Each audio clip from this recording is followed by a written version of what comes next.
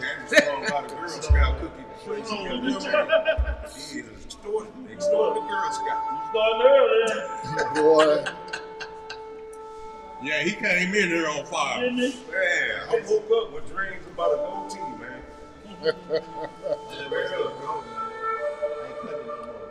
Oh yeah?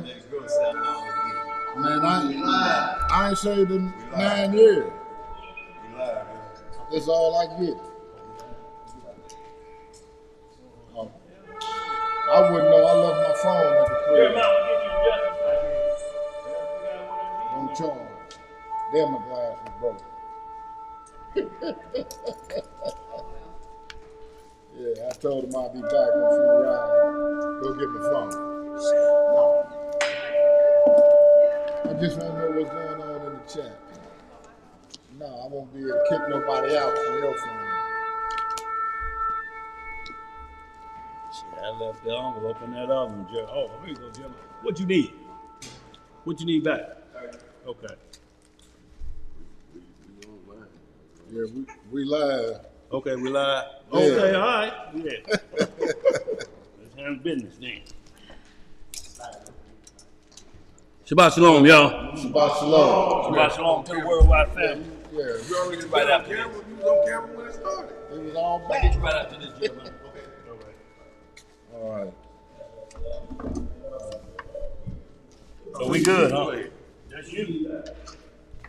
We good too, Bob? Yeah, that was us. Worldwide audience, y'all good? Give me thumbs up if y'all good. Shabbat shalom, y'all. Shabbat shalom. Shabbat shalom to the worldwide family. Peaceful Sabbath day, y'all, as we're into the second day of spring season. Y'all know how we do it. We face Holy Jerusalem. Men are to uncover, women are to cover when praying and prophesying. We lift our hands up high, y'all. We want the Most High to lift us up today with his mighty word. Long live the King. Long live the King. All right, family. We're going to get this opening prayer. And it's with the Most High's permission. And it's in the name of his only begotten and beloved Son, our Lord and Savior, Yahushua HaMashiach. And we know him as Jesus the Christ, y'all. Long live the King. Long live the King. Reading in the book of Psalms. In the 21st chapter, it reads, "The king shall joy in thy strength, O Yahweh, and in thy salvation how greatly shall he rejoice. Thou hast given him his heart's desire, and is not withholding the request of his lips. Selah. Selah. For thou preventest him with the blessings of goodness. Thou settest a crown of pure gold on his head. He asked life of thee, and thou gavest it him, even length of days forever and ever. His glory is great in thy salvation. Honor and majesty hast thou laid upon him. For thou hast made him most blessed forever. Thou hast made him exceeding glad with thy countenance. For the king trusteth in the Most High, and through the mercy of the Most High he shall not be moved. Thine hand shall find out all thine enemies. Thy right hand shall find out those that hate thee. Thou shalt make them as a fiery oven in the time of thine anger. Yahweh shall swallow them up in his wrath, and the fire shall devour them. Their fruit shall thou destroy from the earth, and their seed from among the children of men. For they intended evil against thee. They imagined a mischievous device, which they are not able to perform. Therefore shalt thou make them turn their back, when thou shalt make ready thine arrows upon thy strings against the face of them. Be thou exalted, Yahweh, in thine own strength, so will we sing and praise thy power. Hallelujah! Selah! Yes, sir. Yes, sir. Y'all got that up to the third floor, that one, didn't you? All right. All right, y'all. Once again, Shabbat Shalom to the worldwide family. I want to say continue blessings and prayers for the sick and shut in, y'all, of Israel and the stranger that call upon thee. What you got back there, Thomas?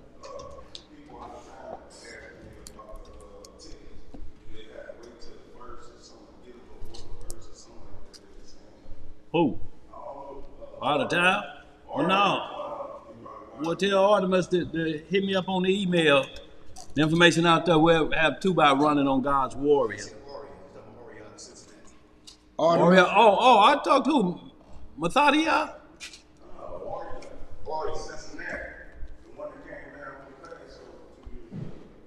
Boy, you know, tell me what I did 30 days ago.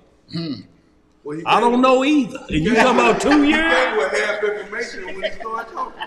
What, 2 years? Boy, you asking a whole lot for $2. Okay, I think I know what you're talking about, boy, but yeah. Oh, okay, yeah. Man, you don't realize who you talking to, do you? Yeah, right.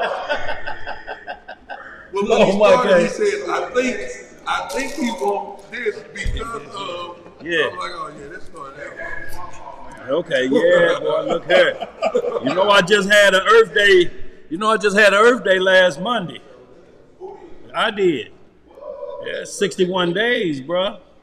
And you talking about remember 2 years ago. Right. Sometimes it ain't all the time yet. Most of the time. Yeah, most of the time. Y'all know how we get down, y'all. Today's lesson, for what shall it profit a man?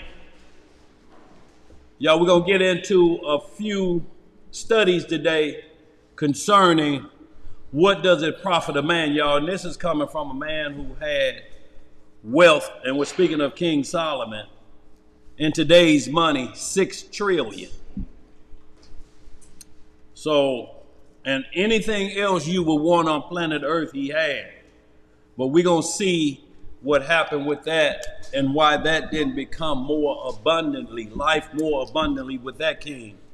And we're going to show you the true king, Yahweh Shah, our Lord and Savior Jesus Christ, his abundance that comes with mercy, forgiveness, and to show you a better life, because Solomon is going to explain itself.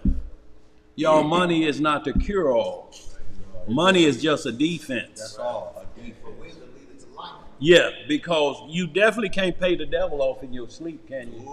What you gonna pay him off with but your soul?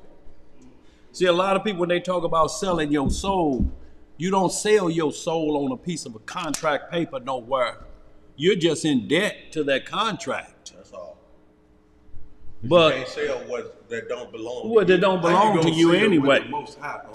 That's right. But what you can do, you're a fraud. you can give Satan control of your soul. That's right.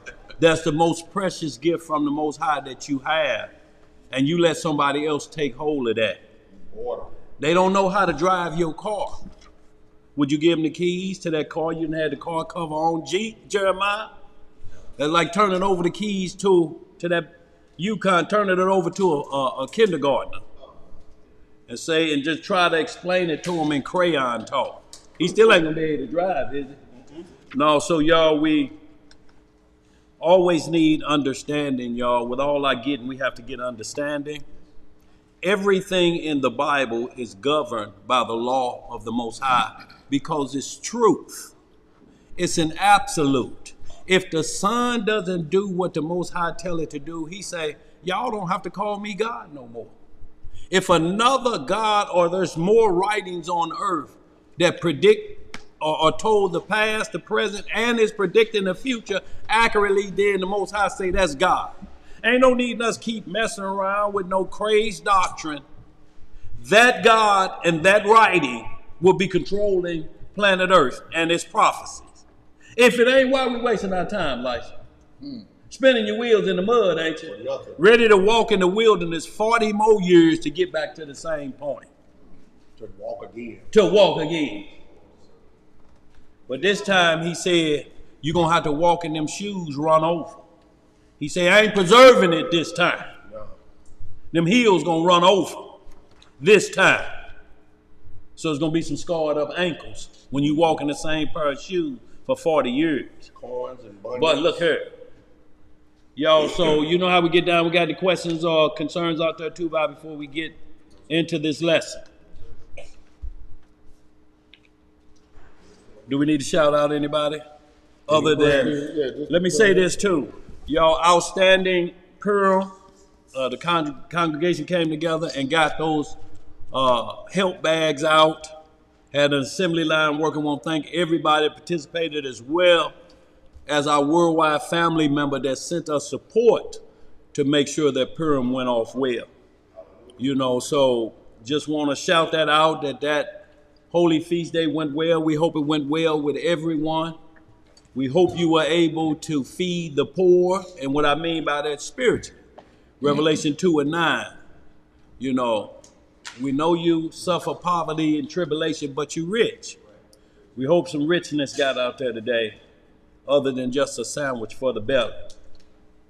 Because that belly gonna get hungry again, ain't it? That's right. Yep. So y'all, with that, if anybody got that, we're gonna go ahead and get to it. Y'all know how we do it. Our high priest, our only one and high priest, Yahweh Shai HaMashiach. And we bring everything from the law that has not changed from heaven. Our marriage covenant, and it's for male, female, rich, poor, free or bond, Jew or Gentile. You had something out there too, Bob? Yeah, somebody asked, when is the new year? The new year? A bill. Well, the beginning of months for our feast days start at the Passover, if that's what you're asking, but there's no time, because then you'll be arguing with somebody about the calendar. It's Gregorian or it is this. The Bible records it as the beginning of feast for you for that year. It doesn't govern that. The Day of Atonement is technically the beginning of a new year for us, because that's the day you say, I'm getting rid of strongholds. When you do the Day of Atonement, you fast. That's right. And you say, I want to get stronghold. That's why it's an individual fast. That starts your year off right. It's called the civil year. It's the beginning of the fall feast. Is when he blows the trumpet. So y'all have to know that's the beginning of knowing, or the count, when we look for the Messiah to come back. Because those fall feasts line up just like Isaiah 58. It starts off with atonement, fasting. No, first you blow the trumpet. Most High is coming. Warn you. Then you fast after the warning to see if you'll fast to get your soul right. And then, and then here comes the trumpet, here comes the judgment, and then here comes the harvest for the world. The family so-called gathering. After that, Isaiah 58 lines up just like the fall feast. But the beginning of our doctor appointments starts April 15th at evening of this year. If you want to ask what's the beginning of the year, it should be the beginning of the year for you in the sense of feast day. You have to understand there's different times for these doctor appointment and feast days that we have to keep. And they run in different cycles, you know, because our feast days start at the beginning of the year in spring, and because they go off the months, it will throw off a 365-day year calendar for saying that Christ would settle everything in 5,500 years. If you do that by months, you're going to have to subtract from 365 days a year and make it 360 days for 5,500 years. Now get your calculator out. But you still going to have the problem 21. Of those 4.5 days lingering out there. What he had, Elijah? You got to come up with them, what you got, because if we had a long winter, y'all, that's what most people was waiting on, to see if the barley was coming in, you know, and because we had extra snow, it couldn't come in. So, you know, you'll have 12, you have 13 months. It's not solid. That's why it says it must be governed by the moon. Our feast days are not governed by the sun. But our Sabbath is. Because it needs that strength. And we have to understand, the moon has zero light. It gets its light from the sun. You can't put the moon above the sun. The sun don't need the moonlight. It said the sun for the greater light of the day and the moon for the lesser light at night. Don't it? Do that make sense? How you keep putting lesser up front? Are you making the servant above the master? That's what you're doing. At that point, and we're not saying it's wrong, but when you battle Gregorian or lunar calendar, they both work together. They have to work in unison. It's not one over the other. They both work together. If you do 4 Sabbaths and 7 days, that's 28 days, no matter how you slice it, ain't it? Yeah. You can only get 28 days if you do per month. Where you going to get 30 and 31 at? Those days still have to be accounted for. That means you lose 11, 12, 13 days a year. You lose them. You lose them, not the Most High. You're going to lose them with one side of lights. So you was explaining that Exodus 12 and 2 when you was going through the new year? Well, we're talking about the beginning of months. That's what it says. So when because months is named after moon. But when you're talking about the beginning of years, we're talking about something totally different. It's night and day of what we're talking about. Because you have to understand the Sabbath day, when it was created, lasted for 1,000 years before the day switched. So that was just straight light for 1,000 years. There was no night to come in there to offset it. That still exists. It's still what it is to this day, y'all. No sun, you gets no moon. You can still have the sun without the moon. The only thing that's going to cause is there's going to be tidal waves if the moon get off its course. There's going to be earthquakes if the moon get off its cycle. Go ahead, what you got back there, bro? Enoch chapter 77 and verse 12. What it say? Uriel likewise showed me another regulation. When light is poured into the moon. When light is done what? When light is poured into the moon. Yeah. How it is poured into it from the sun. Where is it poured into from? From the sun. All the time that the moon is in progress with its light, it is poured into it in the presence of the sun. In the presence of the sun. You'll never read that about the sun needing the moon work for itself. Y'all understand? It's just called the civil year when we get into the fall feast. You got civil, you got moral, you got certain feast days for certain time. The fall feast gets us in check because we're looking at tabernacles. Tabernacles is going to be the gathering of the world and the nations. It's Zechariah 14. That's different from the Passover. The Passover is a memorial to continue to remember until he comes back. So if he telling you, keep doing this till I come back, till I do tabernacles. When I come back, it's going to be tabernacles. So y'all just keep doing that and I'll drink new wine with y'all in the kingdom.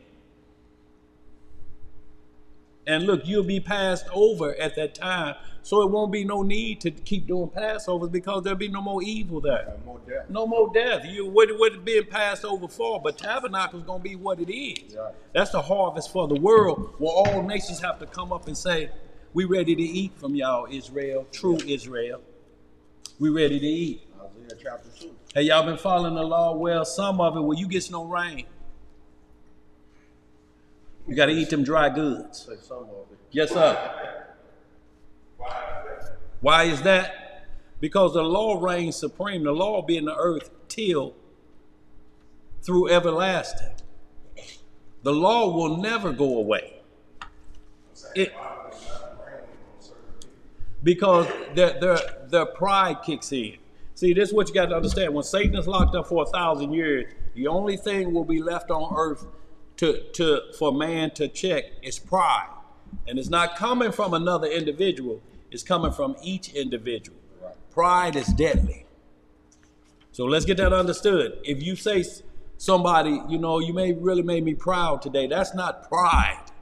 That's saying I feel good about what you did, a righteous act. I was proud of you. But pride is something else. It's saying my dung don't stink. I'm telling you, I'll break it open right here and tell me if you smell anything. It don't stink. That's pride. Now, if you stand there and believe that and wait until he crack it open, you crazy too. Oh, no. He break it open like he's sharing a Snicker, and you just standing there waiting to see if you gonna smell something. Oh, no. So pride entered because remember, That's what Satan had. it said pride was found in it. He looked so good to himself that he took the glory from the creator that made him look like that.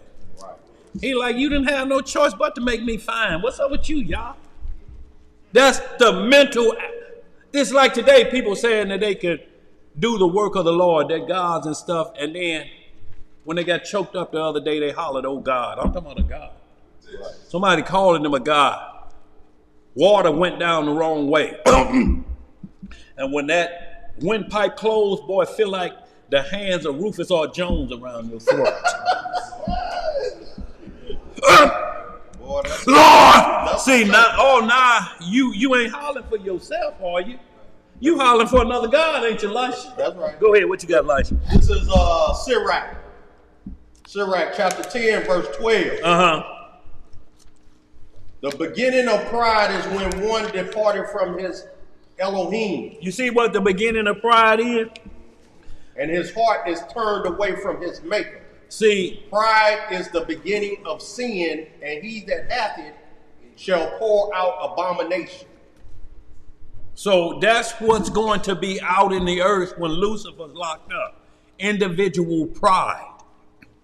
But if we as saints, Most High willing, we make the kingdom, the second death have no power over us because he's going to put his laws into our heart. That's right. You know, he going to wipe them away from that. Just where we know it, it just speaks out of our mouth. But the nation's going to get prideful and say, we sick of coming up there. Right. And how long we got to do this? So you telling us y'all only had to do it for 400. We got to do it through eternity. No, I ain't going up there this year. I'll go next year. Okay. He said if one family out of that nation come not up, that whole nation gonna suffer with drought. And what comes with drought is famine. That's right. What comes with famine is disease. Right. What comes with disease is death. Right. So you talking about a slow death, agony, Yeah. pain in the way, Right. the flesh. Right. No rain, no crops. No rain, no fruit to bear. So y'all, we want to get that clear and understood what made Lucifer fall. And the only thing we continue to see in the Bible, these things I hate. What comes before the fall? Pride. Pride is thinking like we saying, my dung don't stink. And you walk like it. See, but that walk will be unnatural. Because how do you walk like your dung don't stink? Haughty. No. Stretch forth neck. No. Right. Only way it don't stink if it don't come out at all. So keep your butt plugs in. Oh, it's gonna stink. And if she had to perform an act that wasn't performed by him, then that's what it's explaining. So we'll get right to 78th chapter of Jasher. Let me make sure.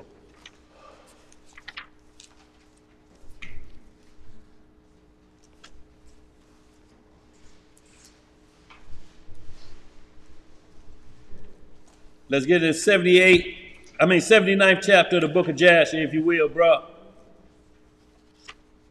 And y'all start at verse 1. We just gonna pick it right up so that you match it up with Genesis.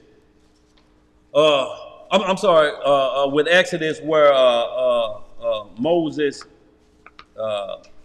didn't circumcise Gershom, y'all. This is what it's about. It's why she had to call him thy bloody husband, because you finna get us killed. You could have got all of us put to death. Thy bloody husband, and that's what happens when you don't keep the commandments. Blood have to be shed. You're a bloody husband. Look, you're going to get everybody killed. For one, you disobedient going to Pharaoh. Already, that's blood on our hands. You're disobedient, then you're going to tell somebody to be obedient. That's blood on hands. It's like when you get into Ezekiel 18 and you get into Ezekiel 3 when it talks about blood being on a man's hand. So once we understand that out of the law, we get some understanding. But let's get right here. 79th chapter of Jasher, start about verse 5.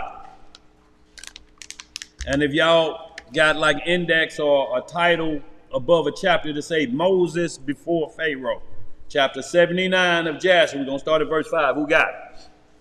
All right. Go ahead, bro.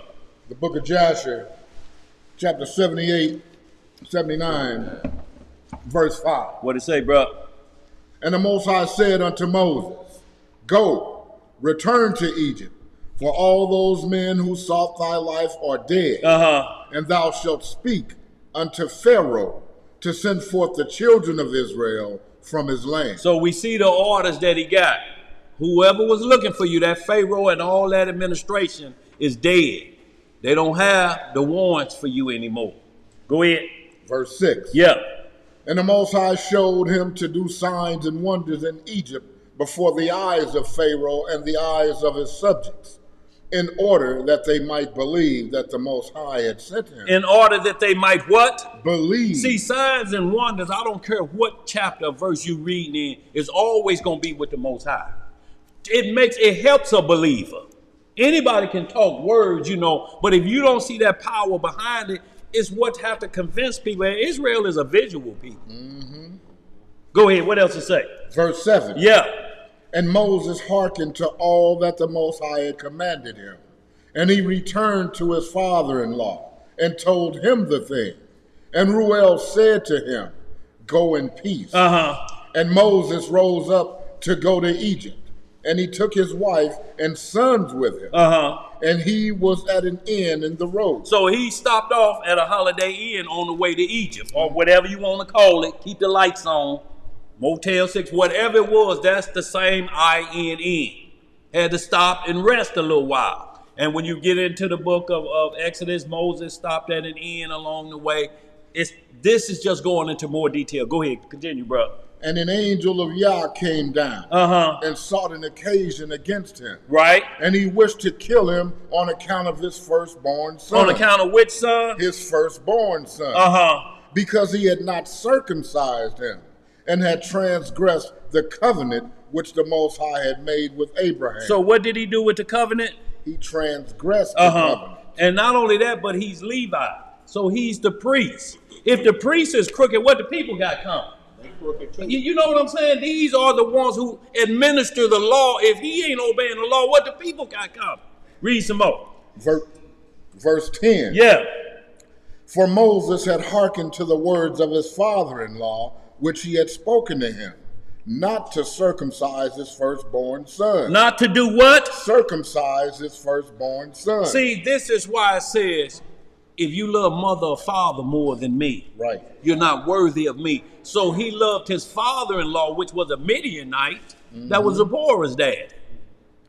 He listened to him. The love of his words were greater than the mission that he was on from the Most High. That's his father-in-law. Well, Lord told me, look, boy, I know your God. I know I've been seeing that mountain smoking for a long time. Well, leave the boy here. Lord ain't going to care nothing about that.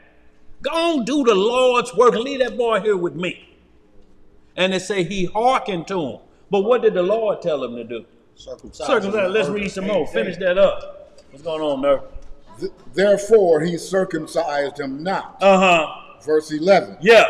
And Zipporah saw the angel of the Most High seeking an occasion against Moses.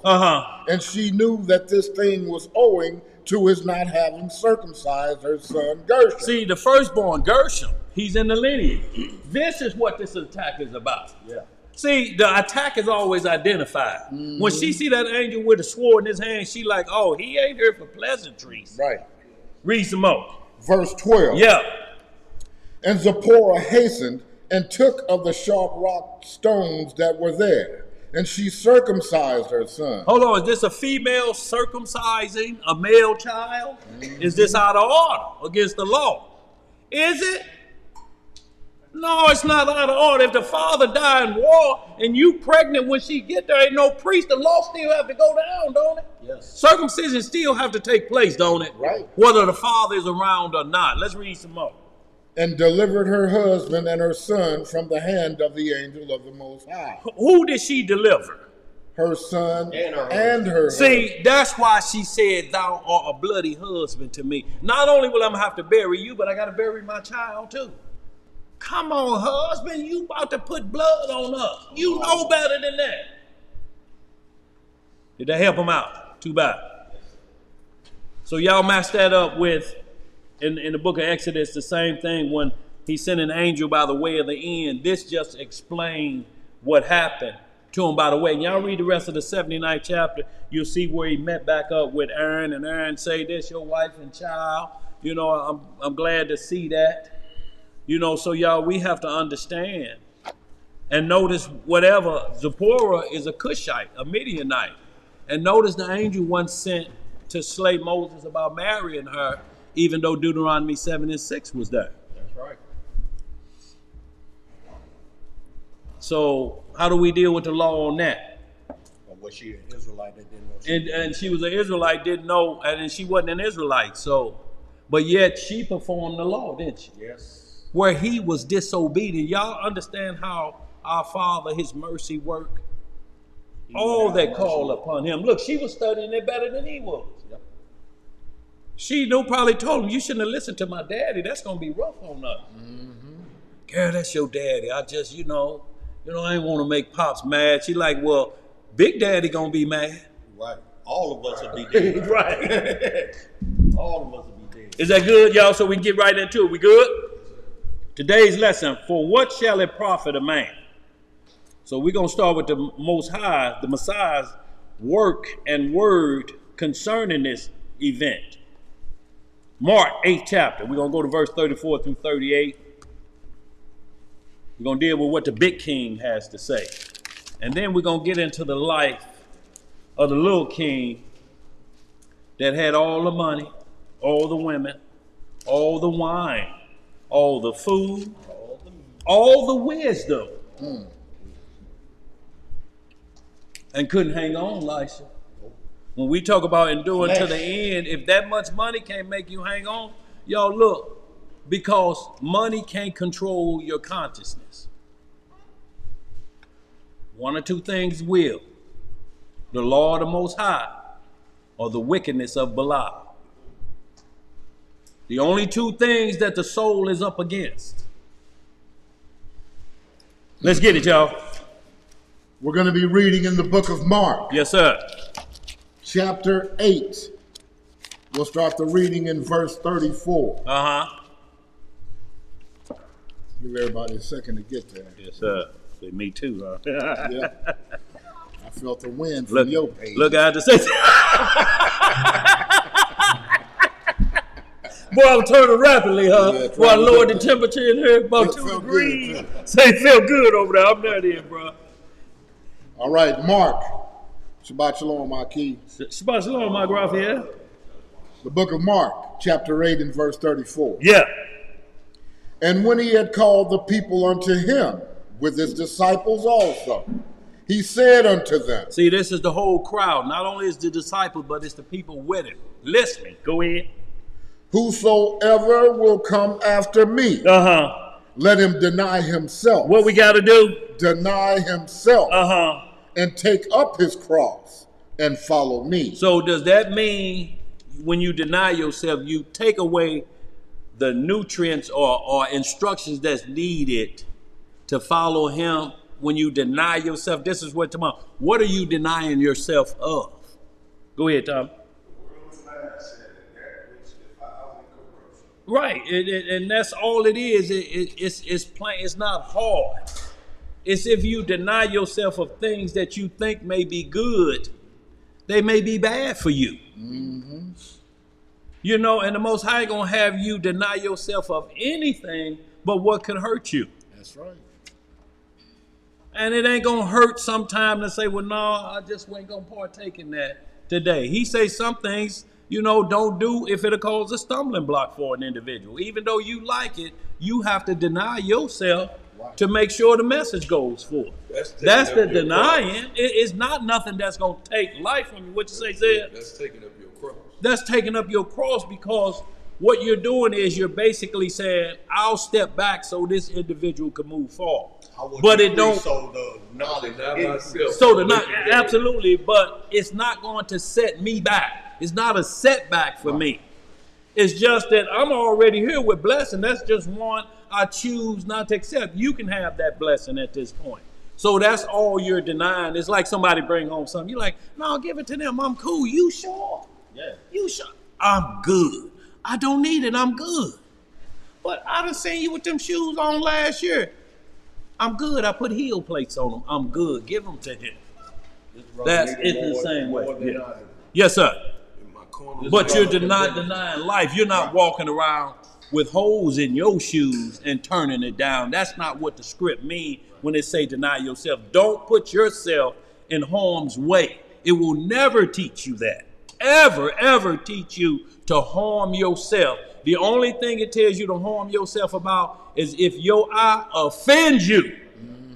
If you can't stop looking at stuff you ain't supposed to be looking at with this eye, this one can still be straight. And this one turns sideways, and you can't control it. What did it tell you to do with that eye? Pluck it out.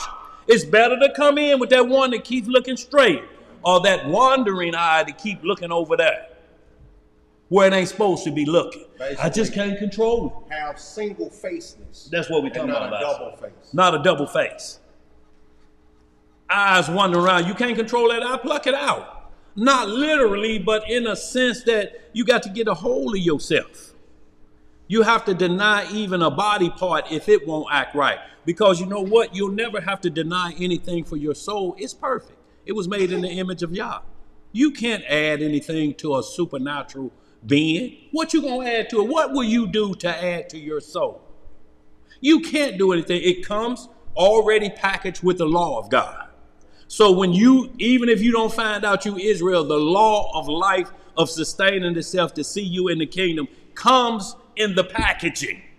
That's why he said every man that entered the matrix comes with the knowledge of the Most High. It's already implanted in you. Right.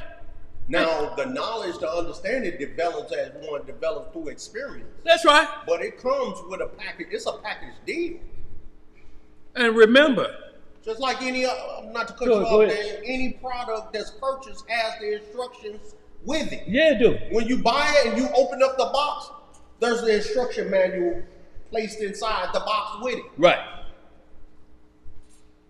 Now, wisdom will have you, sometimes you can look at a thing and say, oh, this how it be put together, and you put it together, but sometimes there's screws missing. Right. That's why I had to give up Shade Tree Mechanic. Murphy used to ask me, say, why do you have those 6 screws left? You didn't have them when you took my car apart, but they're left. And I said, you don't need them. That's just extra. But that's the manufacturer, me telling them you don't need them. They didn't put them there because he didn't need them. I'm just cutting short the process of putting it back perfect like it should be. I'm side cutting, but look, I'm Shade Tree. That means I'm a retired mechanic. I work when I feel like it. Man, can you put a start on? If I feel like it, call me back tomorrow. You feel like it, man? Yeah, come on by. Well, when you come on by, there's possibly some shade in there only from the position I need this tool and I don't have it. Maybe these vice grips will work. Maybe. They may work though. They might work, but then, right. But you won't get that bolt back off no more because the corner's going to be stripped off. What you got, Sister Karen?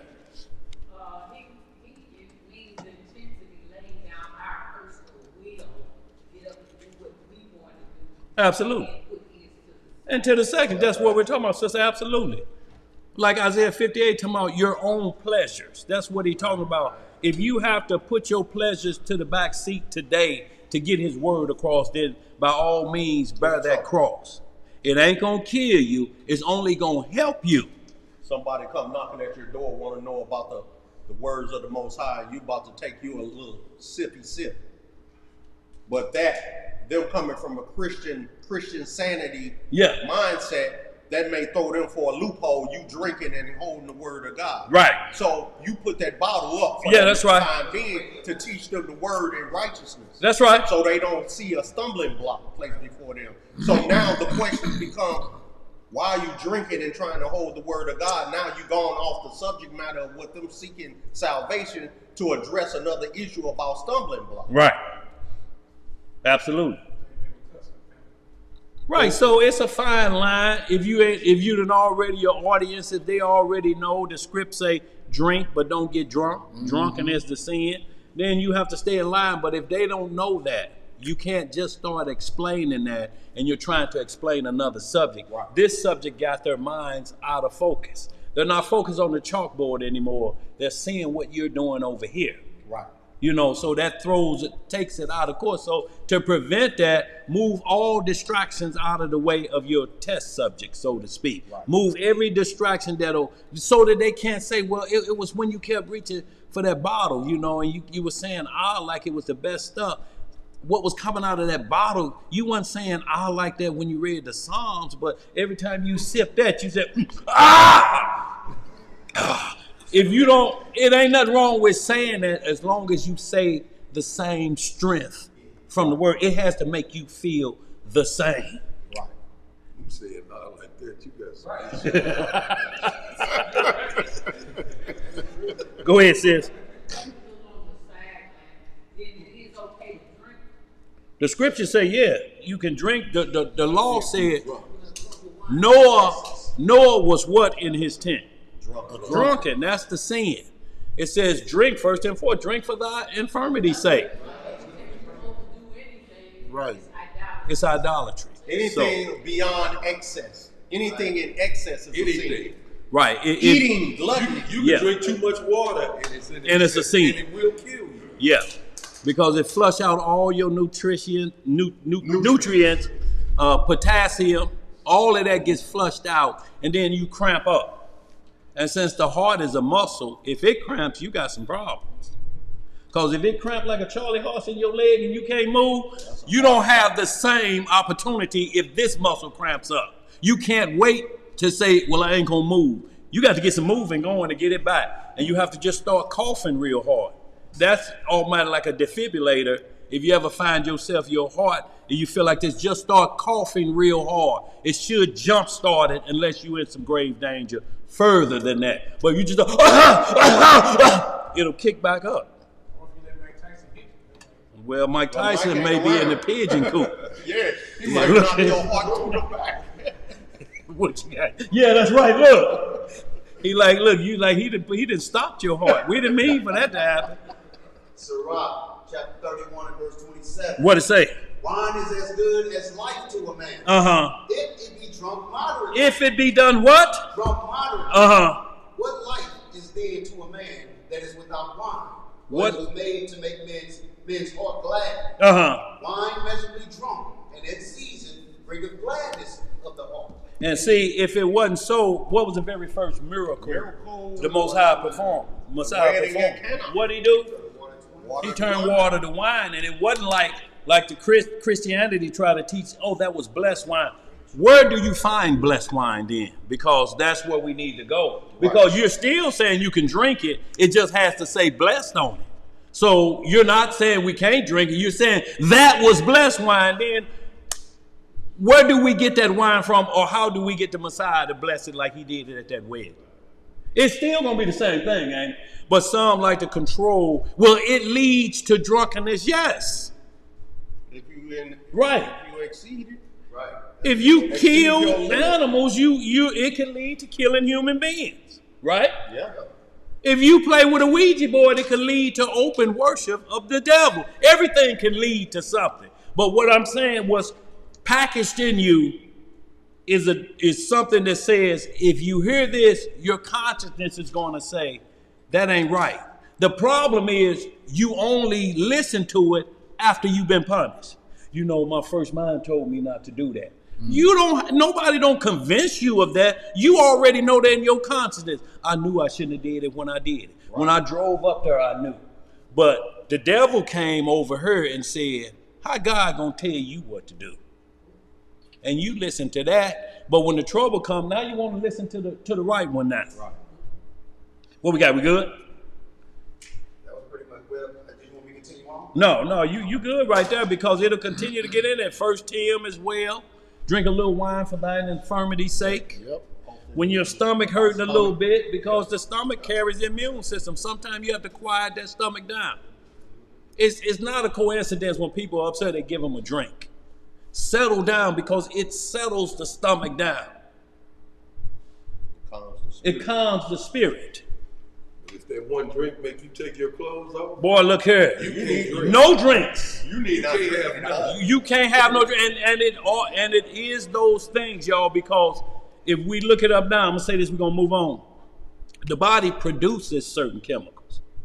DMT, it produces peroxide. It produces certain things that chemists out there attack and make another product that floods your body with that one thing it makes. So when you keep taking DMT, you're over the limit that your body produces. So the other chemicals can't function. Because this, and then it says, I need more. I need more of what your body already produces. They just double it up on you and mess with them endorphins and dopamines that keep saying, I need more to survive. I need more to survive. You don't need it to survive. So it end up tricking the mind that when you wake up in the morning, if the first thing you don't say, Lord, thank you so much for letting me live, and you reach, ooh, I need that. Gluck, gluck, gluck, gluck. I need this. Ooh, give me my thing. I need to get my morning started. If your morning ain't started with the Most High, it's a problem already. There you go. Then whatever it is you're reaching for has become your God. Right. What you say, bro? Look, and y'all, look, you ain't doing nothing. This is really an addiction. And it's on everybody, on me. When you grab this head into the toilet, you're delayed till you get through scrolling through the news, because you have to concentrate when you're sitting there. At least when you get a certain age, youngster could just go in there and let loose and be through. But when you get past 40, you have to start thinking. That's why every picture you see of the man thinking, what is he sitting on? And ain't nothing else in his hand. He's thinking, he has to concentrate. And when you get past part 40, it becomes pleasurable to tell people where it was. Man, I don't want to hear that. That's too much information. But when you get past the point when you have to start doing like this, it's a joy. Man, I let loose. You like, boy, no, you didn't. I did too yesterday. Clean your whole boy, belly out. Boy, clean me out, man. I feel light as a feather. And we're talking about just the release of food. And I be all like, what you eat, man? What you eat, man? What did that? What got you feeling like that? I want to feel like you. I want to feel like that too. Grapefruit, yeah. So y'all, anything that can't save your life, you don't need it. The only thing it says that the body needs, that it comes with, manufacture, is food and water. Bread and water. You can eat bread and water your whole life and you'll never die. Mm-hmm. But if you say, I can't live without that, you're lying to, that's your flesh, that's not your soul. It wasn't equipped with that. It didn't need that. That's flesh talking. Flesh say, I got to have it. Right. Lust of the flesh. Lust of the flesh. It never say lust of the spirit. That's what caused the problem. You try to make it that the soul is begging for. The soul, like, I don't need that player. No. Man should not live that bread alone, but that word that proceeded from the mouth of the Most High. And that's in you being made in the image of God. And what that means is your soul is made supernatural. We have to understand that. It's the flesh that went along with that supernatural, but because our forefather did what he did, that flesh is already blemished coming off the assembly line. It's already got recall on it.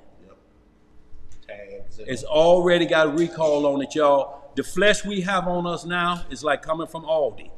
Not bad, but you know Snook say it's reaching its expiration date. We'll give it to you to sell. See, the soul is like that store that passes it on, bad stuff to the flesh, and it's supposed to just get rid of it. But the flesh start depending on bad.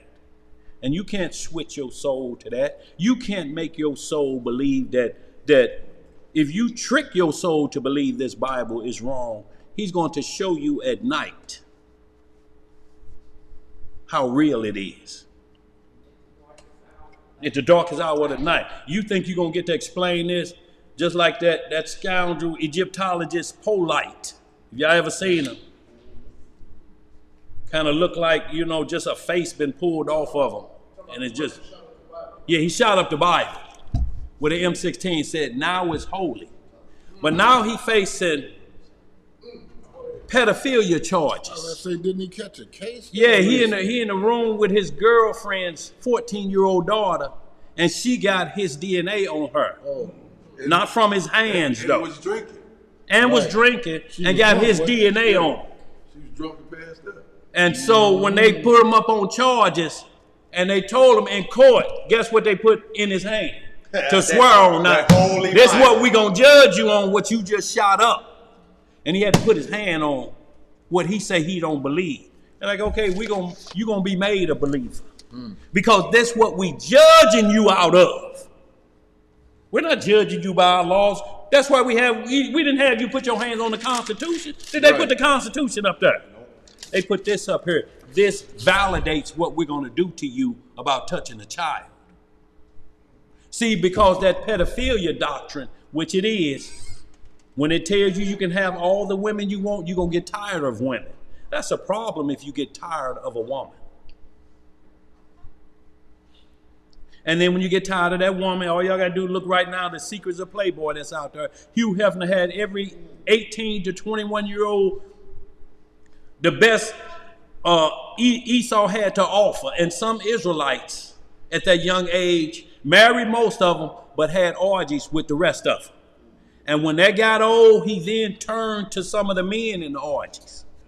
I like the way you was putting that on her. Can you put that on me? And then when that got tough, go ahead. He got tired of that. Moved to the dog. Yes. One of his wives walked in and he was handling Fluffy. Fluffily. He said fluffily. Yeah, Fluffy was getting fluffed. Yeah. Y'all, we ain't lying. All you got to do is go out there because it leads to that. And not only that, 12 years old in there. His own daughter, he know just like Aretha Franklin daddy. He got a 12-year-old pregnant and she got pregnant twice at 12 and 13 on the orgies that he was having on Saturday night. Y'all, it ain't nothing new, but if he did it, he can't complain when he seen the individual grown man walk into his daughter's room. He ain't never questioned who the baby's daddy because he know. Let's get into it, y'all. We good? With that question? Yeah, that's a different one. It says, when you get a chance, ask Daniel something. Why wasn't the tribe of Dan among the 144,000? And what scripture can I read about them and why they aren't protected? Well, go ahead, Elijah. Dan had given himself over to pure wickedness. Yeah. Dan had committed a couple of things. Dan couldn't even inherit its land that was given, the lot that was given to them by inheritance. They couldn't overthrow the heathens that were in their land, and they gave themselves over to pure wickedness. Also, if you read the testament of Dan in the lost books, Dan go into detail about why they were, however, his name is on the 12 gates. Right. In Revelation 21. Right. However, he's not counted amongst the 144,000 because of the wickedness that they had engaged in. And also they weren't able to subdue the heathens that were in their inherited land. So because of these two matters, they're not part of that 144. However, he has a name on the 12 gates. Right. In Revelation 21. If you get the lost books and you read the testament of Dan, he goes into detail as to what happened that prevented his name being a part of that 144,000. But they had turned to pure wickedness. That's right. And look, the 144 is the only thing that Dan is not counted in. He's on the gates, and Ezekiel 48th chapter, he's getting his lot back. Ezekiel 48 match up with Revelation 21, the gates. The lots match the gate. But the 144,000 that you read in Revelation 7, Revelation 14, it says they're without guile. Right. And they're male virgins spiritually first, and then physically.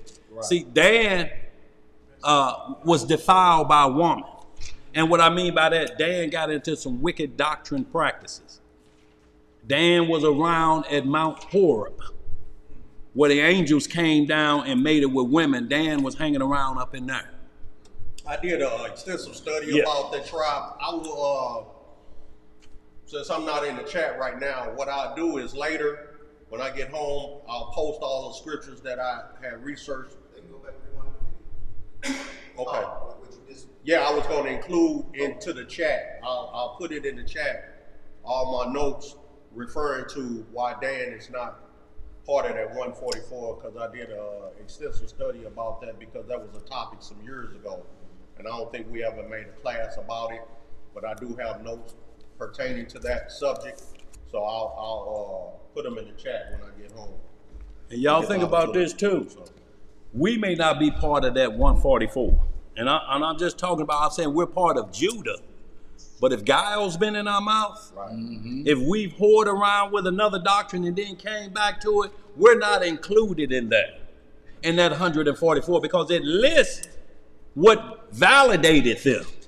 Right. If that ain't in us, we have to be true to ourselves, and then we fall under Revelation 6 and 9. But I saw another group that were given white robes and palms in their hand, of all nations, kindreds, and tongues. You know, so there's another way in. This group right here, this group is down with the Most High. They part of the ones where he say, Elijah thought he was the only one around. He said, Elijah, come on, please. You think the Most High, I'm going to leave myself short like that? I ain't got plan B. I got 7,000 men ain't never bowed a knee to Baal. And that's what it means. They're male virgins. They ain't never whored around on the Most High with another doctrine. Right. Some of us was born in Christianity. Some of us were born, and not only this, but our parents gave us Muslim names. Yeah. What you do with that and find out you a Hebrew? You know, you found out you're a Hebrew and your last name Ali. What does it mean? Nothing. That's just the name that was given to you, but it was showing that, you know, and it's not automatic. You have to be a part of bowing to another God and to be victim of taking guidance from another woman, so to speak. And that's what Solomon fell real bad at, because not only did he lose it spiritually, he lost it physically. And then he started worshiping they God. So Solomon ain't even included in that 144,000. David may be, because he got himself right. And understand this, it don't say they never sinned. It says they're without fault and there's no guile. Fault is a different thing. They don't keep running, my bad, bro. My bad, bro. But all have fallen short of the glory. They have sinned once in their life, but they never, ever turn to another God. That's a total difference in sin versus no fault. That means if I sinned against Yahweh, then I get the instruction manual out where it says, if you sinned against Yahweh and you did this right here, then you need to do this or Yahweh won't forgive you. So if you sin, that's what you do, like 1 John 8. If we acknowledge our transgressions, he's able to forgive us. But if we don't acknowledge him, you wasting your time. And I'm going to say this, move on. Just like in Luke, when it said Nathanael under the tree, he told us it was you. He said, oh, him, huh? Yeah, truly an Israelite with no guile. An Israelite indeed. When you ain't got no guile, that means you've never let trickery come off your tongue, no matter what it was. And especially with this word, if you have to trick somebody to bring them into this, they're tricked into it. They're not going to attach it to their soul. It's going to attach to their flesh because they were tricked into it. That's kind of what Dan was doing. He wanted to kill Joseph so his father would love him more. Look here. Dan in the book of Judges. That's in the Testament of Dan chapter. That's right. You say Dan, go ahead, repeat it, Zed.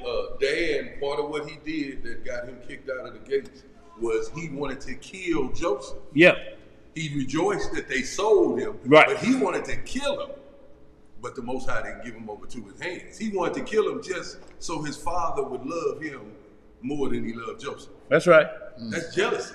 And Dan got busy in the book of Judges. You see where Dan went out of control. And remember, Samson was a Danite. What happened with Samson? See, Samson, even though the Lord dealt with him, he don't qualify for the 144,000. Well, what there'll be like the leaves that they'll be like, you know, people that explain the word. You're gonna have, they'll be like captains of 50s and thousands like that. But in the kingdom, they'll just be, you know, they'll be standing there as a reward from the Most High for doing what. Those are the ones, that's truly the only rapture, so to speak, in the Bible. So that's what we have to understand. When you're looking at somebody taken away from the earth because of what they did righteousness, only way you're going to see in the Bible is 144,000. No other group of people. Let me read this right quick. Go ahead, bro. Testament of Dan, chapter 1, I'm going to read 10 and 11. And also put in your notes about Dan, Judges chapter 18. That's what we're talking about. Judges 18, y'all see why Dan was left off of the 144,000. So they took a priest and graven images and set them up in their stead. Yeah. They didn't do what the Most High told them. They were disobedient, and not only that, they took a man who didn't even believe in the Most High and made him priest over there. Uh-oh. And he had graven images, and they took the graven images and set them in their house. So read it, Dan, chapter 1, verse 10 and 11. What it says there? And now my children. Read that a little bit loud. And now my children, behold, I am dying, and I tell you the truth, that unless you keep yourselves from the spirit of lying and anger, and love the truth and long suffering, ye shall perish. For anger is blindness, and does not suffer one to see the face of any man with truth. So you see that clear? Yes, sir. So that's what anger does. That's what Dan and them did. They did something that didn't, that whole tribe caused a major issue that he said, no, I just can't get in your tribe. Whatever Dan did, the punishment was not cut him out of the kingdom, but it cut him out of like being a high priest, so to speak, like the 144,000. Your lineage was cut off from this. You don't get none of it. Don't stop it from the kingdom. Mansion's gonna be there. But as far as a special people chosen for the Most High, like the 24 elders around the throne, you're eliminated from that position. Some of us are eliminated from that position. It's not a position that you can't get back in the fold of, but it says there was no guile found in their mouth ever when they found truth. There's a lot of people out here tricking people with the Bible. And if they're not listening and you start tricking them, and tricking would be only to do one witness. That's a trick. That's guile of the Bible. Yeah. You know, if I tell them this other witness, it's not going to sound the same over here. It's not going to add up. It's not going to add up. So I do it anyway because I need to show the people I'm teaching people. But you're breaking the rules. You're just like we started off with Moses. How you going to go to Pharaoh and you ain't circumcised Gershon? We're into day 9 at least. This is what we have to understand about that situation, Elisha. If it was still time left in that day, the baby still could have been circumcised. But because it was the next day, the punishment came down. The punishment, if they say you got to 10 p.m. to be in court on Thursday, then it's Friday that they're passing judgment on you. They don't put the warrant there till you miss the cutoff point. When they done called your name, yeah, you don't answer, they say warrant. When Gershom was 8 days old and he didn't get circumcised, it said warrant against Moses. Warrant against Moses. An officer came to get him. An officer came to get him, didn't he? Let's get some more, y'all. We got to get caught up. We good on that, bro? Y'all, we got to get caught back up. Did we finish that Mark 8? No. Okay, let's get back into it, y'all. All right, we're back in the book of Mark, chapter 8. Come on, mister. And verse 34. No, we read 34, but it's so far gone. You gonna read it again? Read it again. Go ahead, bro. And when he had called the people unto him with his disciples also, he said unto them, whosoever will come after me, let him deny himself and take up his cross and follow me. See, and the question is, those that come after me, it's not a force issue. If you're going to hang out with me, if you're looking for my help, this is what it's going to require you to do. You're going to have to make a couple sacrifices. Look, it wasn't saying, not to be rich, but what he was trading them in was the kingdom. The king is here. Eternal riches. The king is here. Look, I'll make sure your name stays in the book of life. Because look, our name is marked out of the book of life. Your name is in the book of life when you're born. Everywhere you look, it says, please do not blot it out. Right. How did it get in there first? Right. It's got in there because you're a creation of the Most High. And when you do wrong, he like, take his name out of that. Scratch his name off. Find that in that, right there. You got to just find that part that came on Mark. But keep on reading, I'll find it. We're going to keep going. Keep on going. Bro, your head. Yeah. Thank you, bro. Go right there. Right. Verse 35. For whosoever will save his life shall lose it. But whosoever shall lose his life for my sake and the gospel's, the name shall save it. See, and it says the same shall save it. See, it's two parts though. It's what else? And the what? And the gospel. The gospel, yeah. That's taking up your cross. Yeah. Verse 36. Yeah. For what shall it profit a man if he shall gain the whole world and lose his own soul? And lose his what? His own soul. See, it ain't even concerned with the flesh. It didn't say lose his own flesh. Right. It said lose his own soul. Go ahead. In the Testament of Dan, he says that anger fights against your soul. Yeah. Yeah, because it wants to manifest everything unrighteous. It goes against the brain of righteousness of the Most High. The Most High said, in righteousness and peace. That's right. He's the king of peace. That's right. And righteousness. And it say be at peace with all men if it be possible. You see this right here? This is wrong way been wrong way. Some of them call him Yahweh ben Yahweh. Dead as a doorknob. Did time in Lewisburg Federal Penitentiary. Said he was God. Now he has the book of life right here. See him right here, if y'all can see that? He's marking an individual out of the book of life. He's got a Kmart marker and a book. And right here under the capture, above, after Yahweh murder suspect Nehemiah Israel, they're talking about above, below, Yahweh ben Yahweh excommunicates Nehemiah Israel in June of 87, striking his name from the Lamb's book of life. From the ham. This Negro right here, born Hulon Mitchell Jr., the son of Hulon Mitchell Sr. and Mamie Mitchell. Sister was, I forget her name, it ain't Leontone Price, but she was an opera singer, his sister, a famed opera singer. Grew up as a Pentecostal. Joined the United States Air Force, was a Muslim. Now, how he's this, and he's can't be never a part of the 144,000 because he was a Muslim. Right. They put him out because they say he kept looking over the stall walls in the bathroom. Kept looking over. He was trying to see if he was really the Messiah. Yeah. Boy. Look, a lot of people don't know what you mean, but I do. Yeah. No.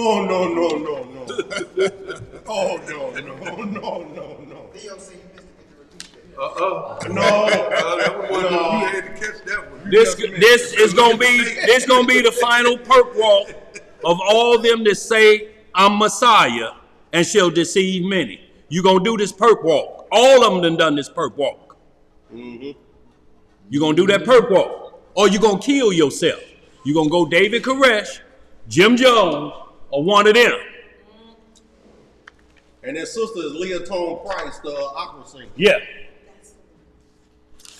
There's a documentary about his foolishness that you could look up. It's probably, I'm sure it's on YouTube, about Yahweh ben Yahweh or wrong way ben wrong way, about his shenanigans down in Florida, in which they were taking over. They were doing some of that New Jack City. They did do New Jack City. Yeah. What's that boy? Wesley Snipes. Wesley Snipes playing Nino Brown, where they were taking over apartment complexes. Yeah.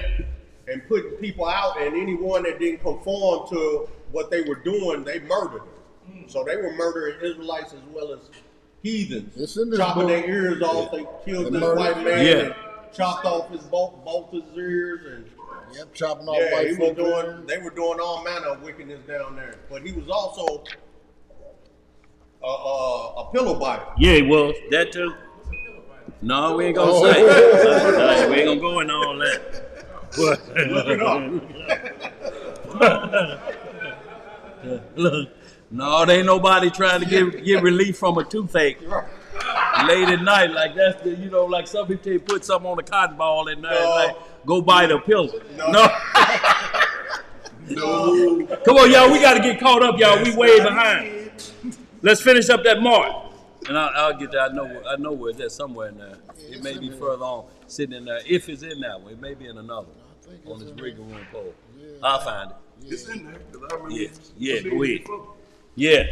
So this is the book that when the boy was trying to tell Jacob that this is God, Jacob said, "You highest the cost of living." And he wanted to harm Jacob because Jacob said, "This Negro is an imposter." He said, "I tell you what, go down to the library and get this book. And you come back and call up here the next morning and tell us, is he the Messiah?" It took him 2 hours to go into the library. Kept putting money in the meter. Finally went in and asked if they had this book. They said, "Yeah, we got it." Showed it to him.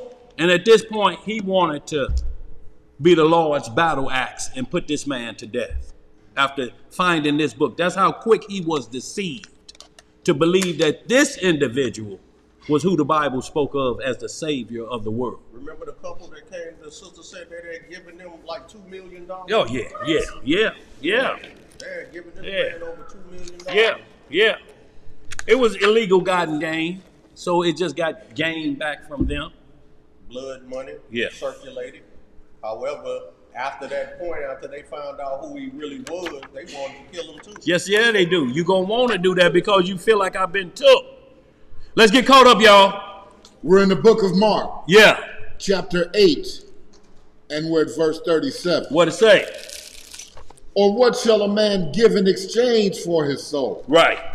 Whosoever therefore shall be ashamed of me and of my words is in this adulterous and sinful generation. Right. Of him also shall the Son of Man be ashamed, when he cometh in the glory of his Father with the holy angels. So he said the second coming, if you shame of me, get ready for shame. Right. If you shame of my words, if somebody shame you out of the Bible, if somebody shame you away with false words, if it's been tampered with, he say on judgment day, don't look for no standing applause. Salvation. No, I'm telling you, my Father, no, he's ashamed of us, Father. Mm-hmm. He's ashamed of us. So when you ashamed, there ain't no need you being around, is it? So, and that's what we have to understand, y'all. The bearing the cross is not asking you to take away from your livelihood when he say, enjoy the fruits of your labor all the days of your life. If you take away the fruits of your labor, how you going to have some joy? Huh? Do that make sense? Ain't no joy. You just walking down the street naked. I gave away all my clothes to the poor. Well, you got indecent exposure charges you got to deal with now. And they're going to put you back in some clothes called a jumpsuit. Right. Ain't going to be your favorite. No, you don't get to wear your birthday suit when you choose to. Let's hit on that. Yeah, I can find it now. I may not be looking. Let's get right to it, y'all. We got to get caught up and burn the cross, y'all. Real quick, do we have the lost books? I just need to really quickly give me a Paul and Thecla We need 10th chapter, 10 and 10, because y'all, it's some understanding that's reading in the lost books that we read from, that it says Thecla made the sign of the cross. And in the book of Nicodemus, the sign of the cross was made. In its origins, the only word you see a sign of a cross made. Shalom, Alan. Greatly appreciate what you did for us. Thank you. All right, bro. All right, Imam. Yeah. You heading out, Imam? Okay. So in this book, it says they made the sign of the cross. But it never gives you instructions on what that means. The sign of the cross. So when you Wikipedia, it'll go back, just do its origin. It's going to keep going back to the Catholic doctrine. There is no other word we was told to make a sign of anything, not even a physical sign, not a Star of David, nothing. Christ is our shield. That's right. So in here we need to explain what happened, because if you just read that verse, then you think they doing like this. That sign of the cross like that. We ain't never been told to do nothing like that that's going to save you from the devil. Right. You can't do this in your sleep, can you, when the devil come in your sleep? When you having a nightmare, who do you think that is? Causing you to kick covers up to the ceiling fan and wake up eyes bucked out, looking around, trembling and sweating. You couldn't do this in your sleep? That should have wore them off, shouldn't it? But that ain't never been in our scripture. We ain't never been told to do no type of moves. So what you have to do is rid your mind, your psyche of what you heard in movies. Yeah. And from Catholicism. That's Catholicism. Yeah. That's a religious One of the doctrine. signs is that little sign they show Christ doing. They say that's the sign of the cross. But they ain't never seen Christ do With it. two finger thingy. But they ain't never recorded no word. That's all attributed to It say Satan. it come from Christians. It say it come from the Christian and unorthodox. But if you Christianity. if you look up signs and symbols of witchcraft and Satanism, It's in there too. that's where it comes from. Yeah, that because if you see that the Pope does it, the crucifix that he carries has it, everything, and then if you see the goat of Baphomet, that statue is doing it. Yeah. And So what it does is represents their doctrine. right, It's symbolizing their doctrine. right.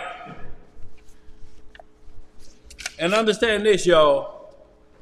There's something called sign language. You may see somebody like that, say, there you go with that Baphomet. It may not be there. They may be deaf. This man give me two of them. Mm-hmm. Two of them. Give me the number 2. Yeah, or you do that. Yeah, look, that middle finger. What's that the sign of? Hey man, let me Look, so when you stick that out the car window with a horn blowing at you, you mean have a good day. Is that what that means? They might they might come back around. What you got over there?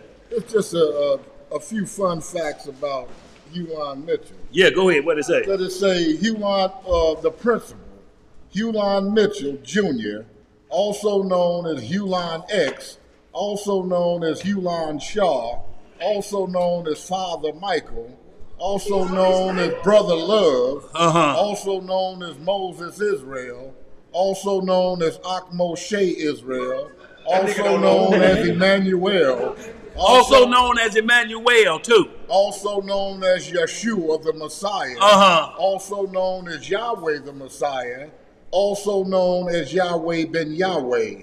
And his father is Hulon Mitchell Sr., Reverend in the Church of God in Christ, and his mother is Pearl Olive Mitchell, nurse, pianist, singer, inspiration of her 15 children. So mom and daddy wasn't messing around. And not only that, but the problem is all these names of Messiah ain't never joined no other organization. Right. Which is what I was going to get to next, because he was an infantry grunt in Korea. He was an infantry grunt. Right. Wasn't even a lieutenant. Right. Or He's some just carrying bullets. or some other quagmire ground war. It got it quoted, I did not want to die, he explained. What did he say he didn't want to do? He didn't want to die. Look, he's scared of that war. It's got his, and finna get into spiritual war. Yeah, it got his Airman Mitchell and then his Air Force number on here. But then it said, about 1961, he began to study the teachings of the Honorable Elijah Moham Sandwich, messenger of Allah, the spiritual leader of the lost found nation of Islam. Then what did it say right? He say, you don't care if the whole world rejects you. These are quotes. Yeah. Junior would say, as long as white people accept you. Oh, I don't want to be white. As long as white people accept. Yeah, he say, I don't want to be white anymore. Then it says Elijah Muhammad welcomed him in the knowledge. Huline Mitchell Jr. became Huline X. A man unknown robbed him of his identity, stripped of his homeland, his language, his culture, and his family.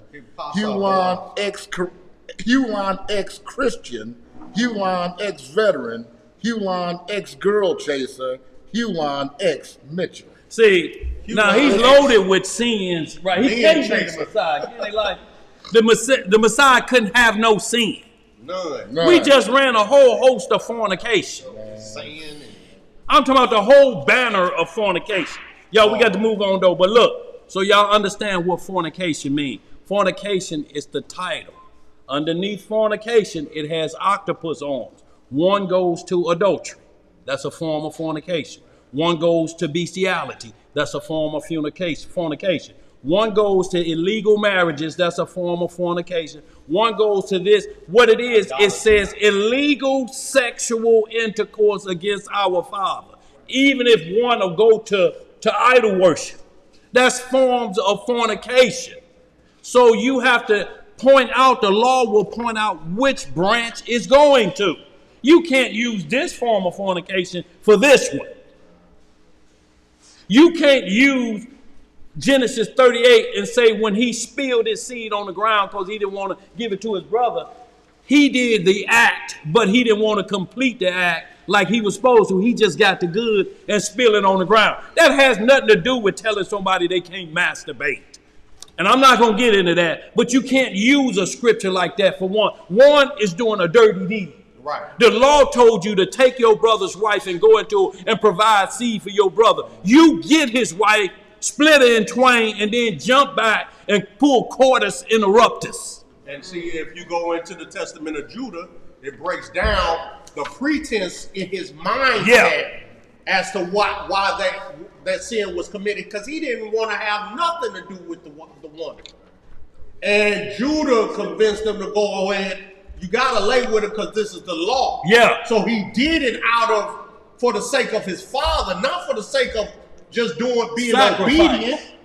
Maybe he did it because, all right, man, daddy keeps sweating me about this. I'm going to do it and be done, but I ain't finna have no children by it. And he pulled out. And so that act, but he already had in his mind, I'm not going to impregnate this one. I don't even want to be bothered with it, first and foremost, but I'm only doing it for the sake of my daddy keeps sweating me about this. Right. So I'm going to do the act. Right. But it's not in my heart to do this. I don't want no children. Right. Especially they're going to be going to my brother. Right.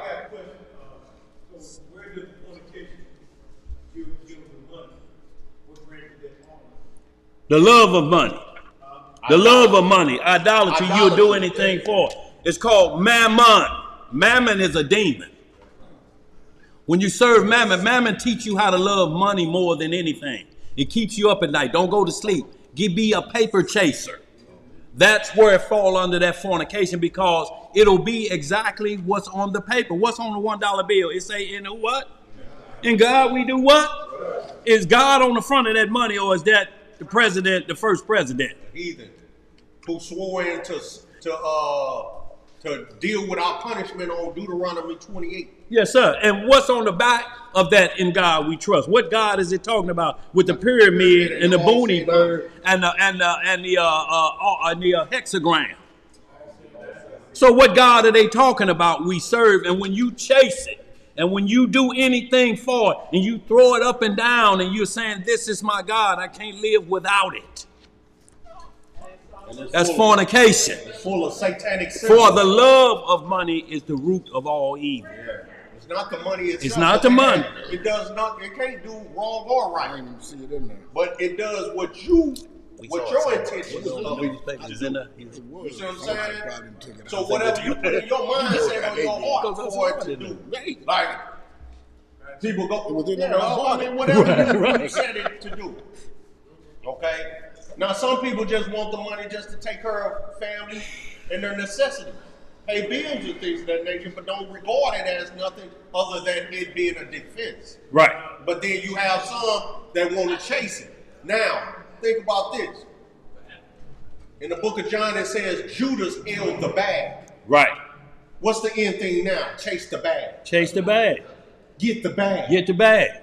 Get the bag. Right. That's the mindset now. Get the bag. Right. Who had the bag? Right. Judas.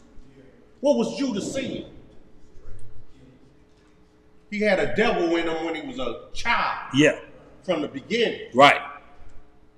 And that devil came back. That devil, the Holy Spirit, then stopped the devil. And I'm not saying that the Holy Spirit didn't have power to do it, but the Holy Spirit is a gift. A gift comes from reward. So he did enough to where the Messiah say, I'm going to let you cast out demons. But to have that gift don't mean you can't sin. Right. Acts 5th chapter, Ananias and Sapphira lied to the Holy Spirit. Right. That's your property. You could have sold what you want. You could keep all the money. If you sold it for $20,000, you sold it for $20,000. You say, I'm going to give y'all 10 of that 20, but we going to keep 10. But you don't have to lie and say I sold it for 10 and you hold it back 10. You ain't lying to us. Right. You lying to the Holy Spirit. Because the thing is, they made an agreement. That's what they did, Lisha. They made an agreement. They said, we will do this in the oath. Yeah. And then turned their back on it. Yes, sir. Let's get it, y'all. Paul and Thecla. We there first. That's the one we going to. Mm-hmm. Now, y'all, we going to start at chapter 10. Y'all read all of this. It's in these lost books. We got a couple of them over here on the table if y'all don't have one. Right here, about 5 or 6 of them over there. Brother Ishua brought them down. Here the book said. Y'all see, and that's what we talking about. Actually, have to. Yeah. Hitting a book sale and thinking about the gospel. You know, you may have found this book, but then he saw 10 of them. He like, oh, we got to get them? They here for this price? So y'all, what we want to do is, y'all read the whole thing, and I'm going to, Thecla is also mentioned in the book of Acts. Thecla was a young lady born in Iconium. They had rich parents. They wanted her to marry this other rich guy. You know how you see the stories on TV. Go up and we're going to marry him. They have a good family, arranged marriage. But Paul came through that time. And when she heard the gospel, she was in the window. Oh, look, she was like, what? Marriage off.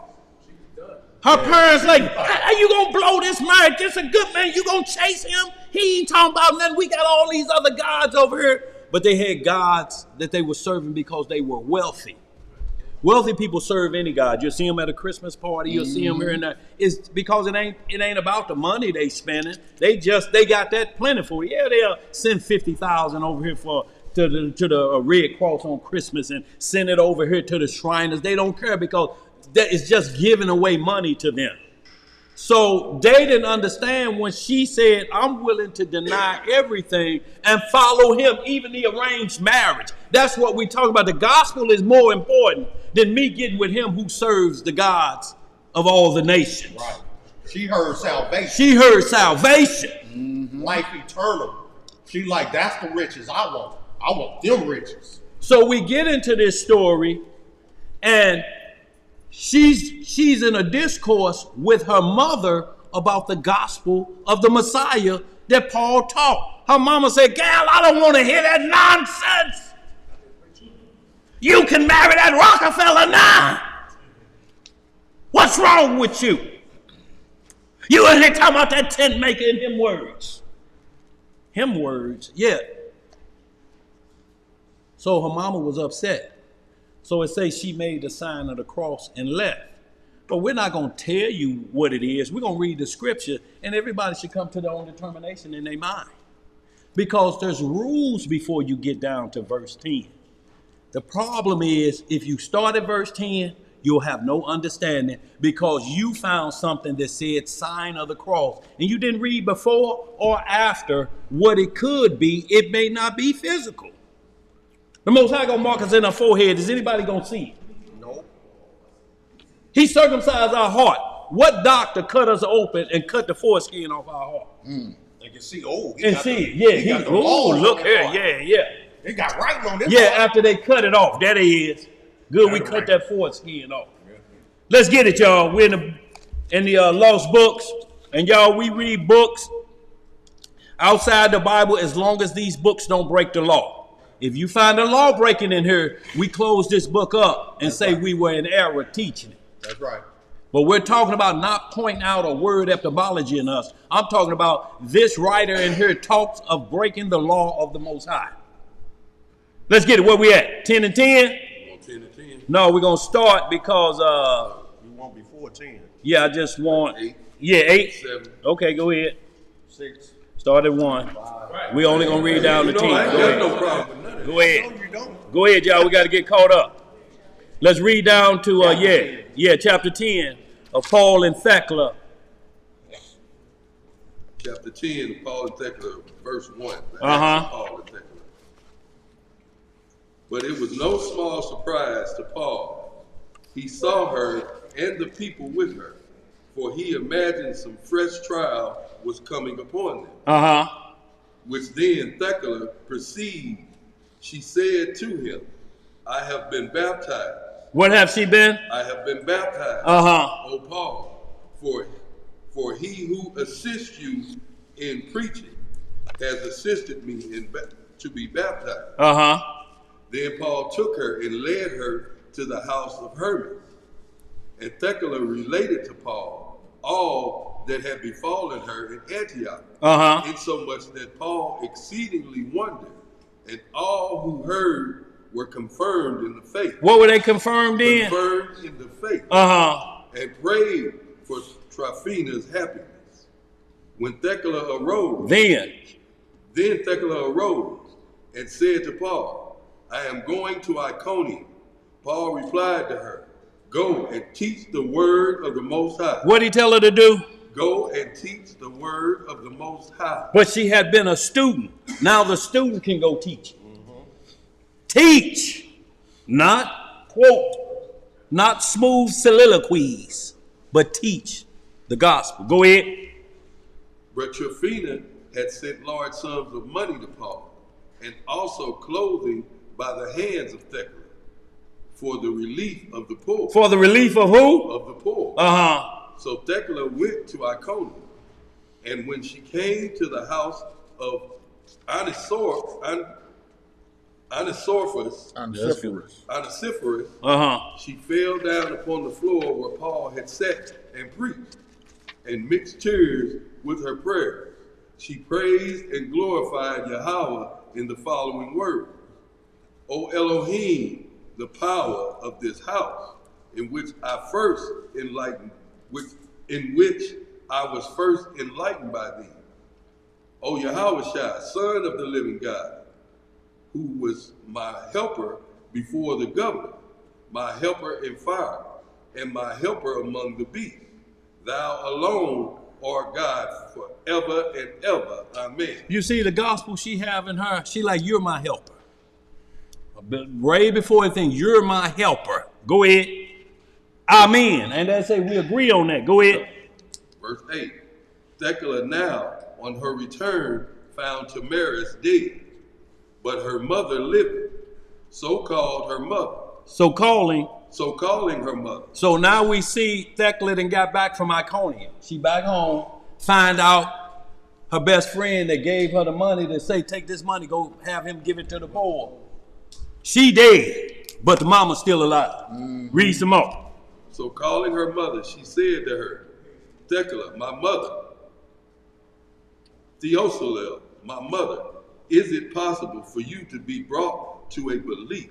Brought to a what? Brought to a belief that there is but one Lord God who dwells in the heavens. If you desire great riches, Yahweh will give them to you by me. If you want your daughter again, here I am. So she's not talking about money at this point because they got paper. She say, but if you want great riches, if you truly want to live, I've learned from the Messiah's words, I learned from Paul, and I went out and taught you, and I know the riches I have. I know how I've been raised up. We born with a silver spoon in our mouth, but we wasn't rich. We was just kingdom of that nation rich. But we paying taxes and everything. Go ahead, what else to say? Verse 9. Yeah. These and many other things she represented to her mother. See, these and everything. So her and her mother's having a conversation. So before we get to the sign, we see the conversation that's going on. So we got everything in point right now. Right? Yeah. Right. Go So ahead, read some more. So what we see thus far is she has traveled, she's teaching, she's bringing forth the gospel. And now she's trying to convince her mother. She's trying to convince her mother, who's a non-believer, of the truth. Yeah. So, okay, we're going to keep on going. We're going to see what laws we have that we speak of every day that this situation is happening. Go ahead, bro. These and many other things she represented to her mother, endeavoring to persuade her to her own opinion. But her mother, Theosula, gave no credit to the things which were said by the martyr Thecla. So you can be a spiritual martyr because you give your life up for this. Yeah, so you give your life up for this. A spiritual martyr. That's what we talking about, y'all. That's when it lay your life down. You're spiritual. She was willing to die for what she believed. She like, look, mama, all the paper we got ain't gonna never give us this knowledge. If it did, we would already have it with the paper we got. We could have been purchased super knowledge. You know what I'm saying? Yeah. Let's read some more. Verse 10. Yeah. So that Thecla, perceiving she discoursed to no purpose, signing her whole body with the sign of the cross, left the house and went to Dephene. And when she came there, she went to the cave where she had found Paul with Anasophius and fell down on the ground and wept before Yahweh. She wept before Yahweh, not Paul. She was just crying out. But this the deal. Let's get into 10 and see what it say. So that Thecla perceiving she discoursed to no purpose.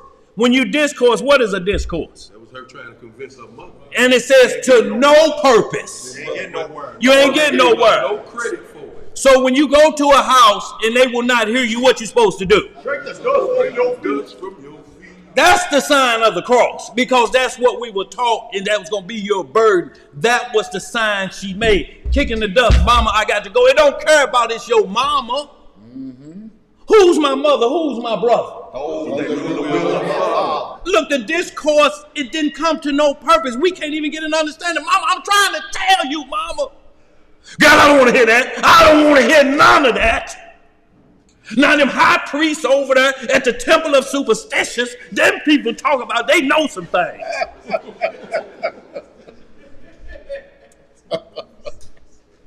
Not the temple of superstition. Yeah. Them folks know what they talking about. I don't know who this man you talking about. Girl, and you still ain't gonna marry that Rockefeller either. And y'all see through all this, she never disrespected her mother. Right.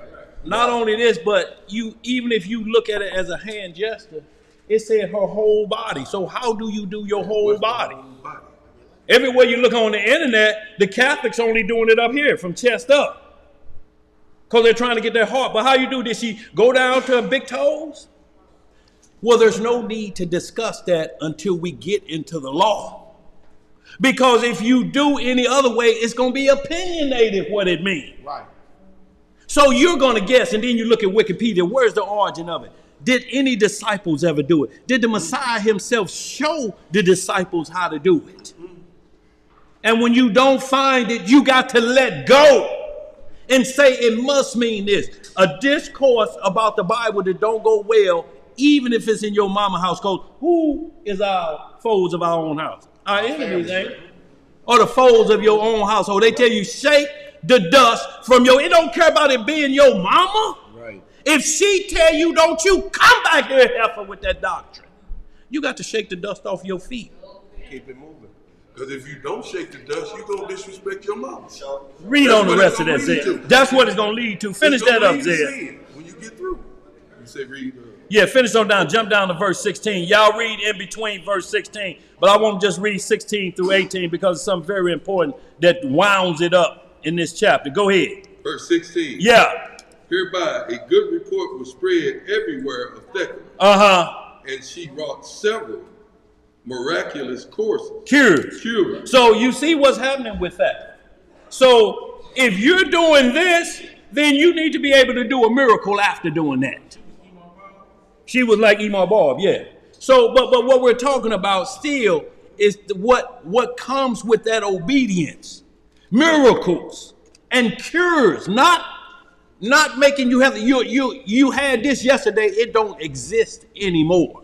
There's no traces of it. It's not laying dormant in your DNA. It's gone from you. It's like you've never tasted it before. Let's read some more.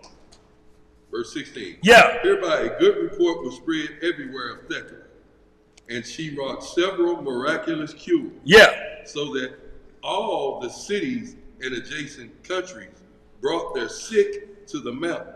And before they came as far as the door of the cave, they were instantly cured of whatsoever distemper they had. The unclean spirits were cast out. What were the unclean spirits? Cast out. Making a noise. Making a what? Making a noise. All received their sick made whole. Made what? Made whole. And glorified Yahweh. Who get the glory? The Most High. Who had bestowed such power on the virgin Thecla. On the virgin Thecla. Because she was supposed to get married and she became a handmaiden of the Lord, as the scripture calls it. She married the Most High. She married the Lord instead of man. Yeah. She devoted her life to salvation instead of flesh. Read some more. Now we're going to get into the 18. Doctors of the neighborhood. Verse 18. Insomuch that all the physicians of Cilicia were now with no more account. Look, you out of business. What we need to go to the doctor for and we get made whole, you're going to give us a prescription. Look, all they can give you is a prescription to delay the flesh from dying. You can eat the perfect diet, but all it's going to do is make you healthy. Nothing you can eat can cure blindness, but the power of the Holy Spirit. That's it. Nothing you can eat can reverse a massive stroke. Nothing you can eat. You'll be a healthy individual, but that arm may still be struggling that attack. And you healthy as a heart. The doctor can say, yeah, your blood pressure right here, and I don't see a sign of diabetes. And you say, doctor, what can I do about this? And when he's doing it, pow, that's what I'm talking about. Can you do anything for that? Or I'm going to have to get a prescription for a headache. And he's like, let me see that again. Pow! You know.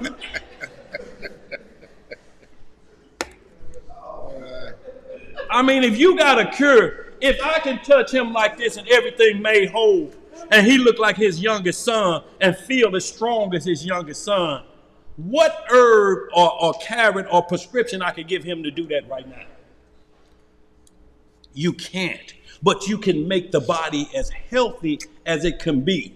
So when you're 70, you're a healthy 70. But a cure means I can run the 100-yard dash at 70 like I did when I was 20. Same numbers. That's being whole. That's being whole. They say, I know. Did you see that beard? That's like Cooley out there with some 8th grade with that hair and that beard like that and be looking back like Usain Bolt that crossing the finish line. Hey, I'd like to see that.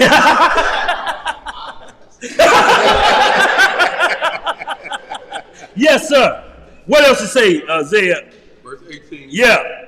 Insomuch that the physicians of Cilicia were now of no account and lost all the profit of their trade because no one regarded them, upon which they were filled with envy and began to contrive what methods to take with this servant of Hamashiach. Look, they didn't say none of that came from doing this. It came from obedience and belief and practice. The sign was, what do you do when nobody won't hear you, even if it's your mom? You do what? Shake the dust from your feet and go to another one. Real quick, Matthew 10 and 14, just that one verse. Real quick. Matthew 10, 14. What does it say, Elisha? And whosoever shall not receive you, nor hear your word, when ye depart out of that house or city, shake off the dust of your feet. Did her mother want to hear her words? No. See the words of the gospel? This bearing that cross. She did the sign of the cross. Read the sign again, Elisha.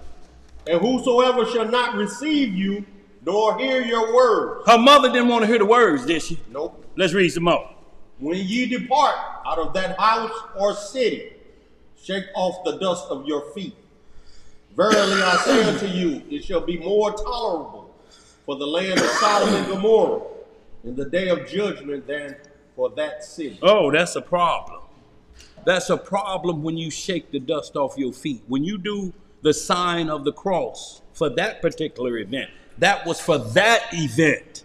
But the sign of the cross is many events. And what you're showing is the sign of the cross means the sacrifice Christ made for us. I don't care if it's my mom. I'm going to follow what he said. If I got to shake the dust at my mama, then I'll do what I have to do. And I got to keep it moving. That's the sign of the cross, because the instruction just came from the Messiah, the high priest. That's right. He don't care about it's your mama. If she don't want to hear life and want to continue to hear the priests of superstition, it's a problem. Acts 17 talk about the priests of superstition. They had a thing up there, the God of superstition. And people was there, it's called Mars Hill. What you got over there, Theo?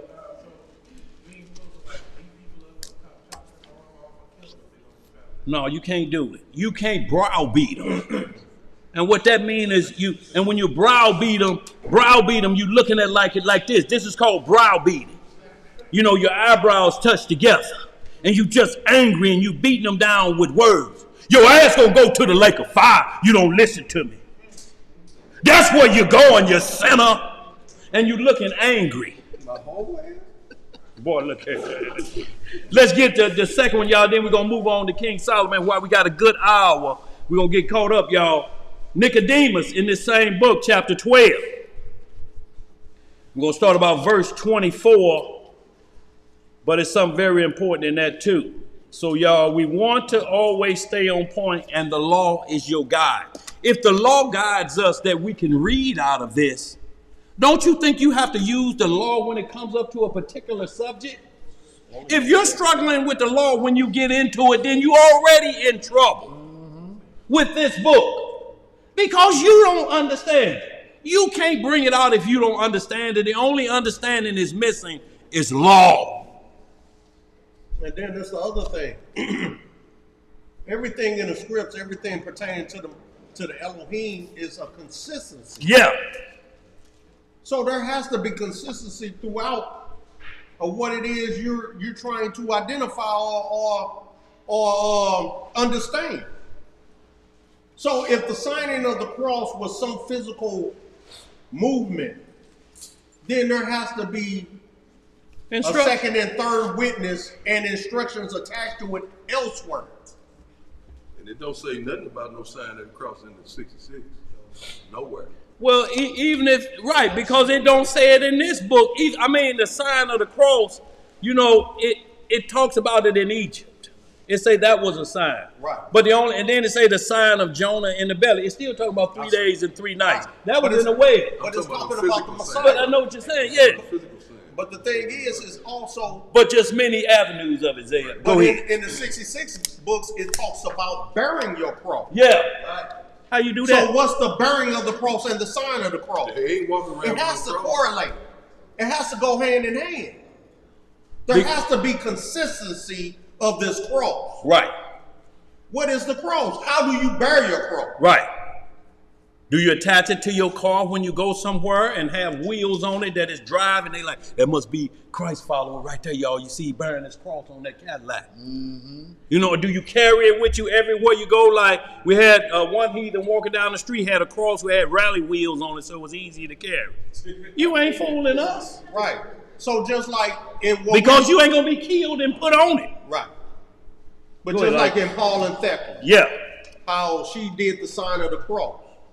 When in Luke chapter 14:26, it says, he that did not, that come to me, that deny not his mother, father, brother, sister, also is not worthy to be a disciple of me, and he shall bear his cross. Right.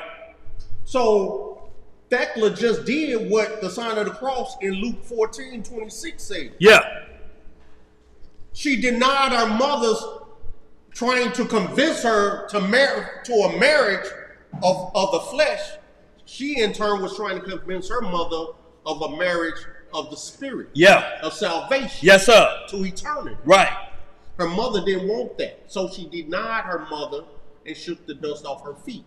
She did not curse her. She did not disrespect her. But she denied her offer for a fleshly life versus a spiritual life. That's right. That's when paper don't really mean nothing to you. We can get into Solomon. All is vanity. She said, look, mama, all that'll be vanity because me and him will die. You see our best friend dead before I got back from my journey. Right. She dead. All that's vanity, what you're talking about, mama. And we're going to have to leave this paper to somebody else. We can't leave it to them charlatan priests. Because it's a hustle for them. If your cure is based on $2,000, you got an issue. I'm talking about a cure. I'm not talking about a wellness package. I'm talking about if somebody tell you it's a cure and charging you money for a cure, hospitals don't even do that. And if they find any literature you're saying you're doing that, they're going to come and shut you down. They'll threaten to lock you up for the rest of your life if you tell somebody you got a cure. They know what it means to be made whole. And then they know what's a Band-Aid for dying flesh. No matter what you do, this is going to Austin Lane. It's going to be full of embalming fluid, whether you 969 like Methuselah, the oldest man that walked on this earth, or you die as an infant, 7 days old like David and Bathsheba's child. This is set to die. The soul can never die. It's supernatural. Satan can't die. He's supernatural, not physically like we do, or to be a grave marker. Here lies the dirty dog that tripped Eve. That should be the only thing on the headstone. This is the dirty dog that got cast out of heaven. His grave in here. You should be able to dig it up. And he in there like this. Is that how he looks? Dirty dog, yeah. And next to him are his partners, Do Dirty and them. Where we at, y'all? Let's get some more. We in Nicodemus, chapter 12. We ain't going to start at 1 because for time's sake. Start about verse 9. I just want to establish something because these, or the priest, start at verse 7 for me, if you will. The book of Nicodemus, chapter 12, verse 7. After this, they Hold on, I heard a few pages flip. Y'all good? Good, Tuba? Go ahead, Zeb. After this, they asked them what they had seen, who answered with one accord, in the presence of Yahweh of Israel, we affirm that we plainly saw Yahweh talking with his disciples in the Mount of Olivet. Now, is that true? That's in Acts 1. You know, that's in all 2nd Ezra, talking to him on the Mount of Olives before he left, Matthew 28. At the end of Matthew 28, he's on the Mount of Olives. Go ahead, bro. And ascending up to heaven. Then Annas and Caiaphas took them into separate places and examined them separately. What they do, they pull a first 48. Examined them separately. Who unanimously confessed the truth and said they had seen Yahweh. So the high priest of that era took these individuals. When you start at verse 1, you'll get to understand it. We just for time's sake got down but they took them separately and started asking them a question about seeing the Messiah. And they like, both of them on point, y'all. Ain't nothing we can say against them. They pulled first 48 on them. Let's read some more. Then Ananias and Caiaphas said, our law said. What did he say? Our what? Our law said, by the mouth of 2 or 3 witnesses, every word shall be established. That's in 1 Corinthians 13. Well, 2 Corinthians 13. That's in Deuteronomy 19. It's in Deuteronomy 17. It explains everything must be established by 2 witnesses.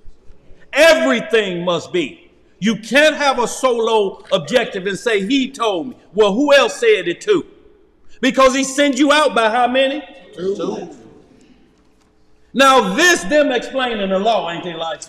So is this a lie of the truth? They said, because the script tell us if they bring out the book, be it and observe, but don't do as they do. If they say the law say 2 witnesses, that's in the Bible, you can't say, well, I can't listen to that code. You ain't even in the walk. He's in the book though. Satan do the same thing. Didn't he ask the Messiah, what God tell you to do is written? Right. What the Messiah say? Yeah, it's also written this way. Yep. Let's read some more. What else to say? Verse 10. Yeah. But what have we said? The blessed Enoch pleased Yahweh, and was translated by the word of Yahweh, and the burying place of the blessed Moses is known. But Yahushua was delivered to Pilate, whipped, crowned with thorns, spit upon, pierced with the spear, crucified, died upon the cross, and was buried, and his body the honorable Joseph buried in a new sepulchre, and he testifies that he saw him alive. Right. And besides, these men have declared that they saw him talking with his disciples in the Mount of Olives and ascending up to heaven. Then Joseph, rising up, said to Annas and Caiaphas, ye may be justly under the great surprise that you have been told that Yahushua is alive and gone up to heaven. It is indeed a thing really surprising that he should not only himself arise from the dead, but also raise others from their grave, who have been seen by many in Jerusalem. And we see that all throughout the scriptures, Mark, Matthew, Luke, and John, and the graves of the saints bust open too, and they was walking around in the city. The problem is, Hebrews 9:27 say, is appointed for a man to live, to die once, and then to judge. But that's why the verse up here talked about Enoch, translated, meaning being in this flesh, and in the twinkling of an eye, you're in a supernatural flesh body. Technically, this flesh died, but supernaturally, you just transfer. You didn't have to have a physical death to change your 1 Corinthians 15:51 in a moment, in a twinkling of an eye. Some of us going to be changed right before other people's face. Read some more. Where else we at? Verse 15. Yeah. And now hear me and look. We all knew the blessed Simeon, the high priest, who took Yahushua when an infant into his arms in the temple. So Simon was a priest. When Mary brought Christ up to be offered to the temple, Simon grabbed him and looked at him. He said, this the promised Messiah as a baby.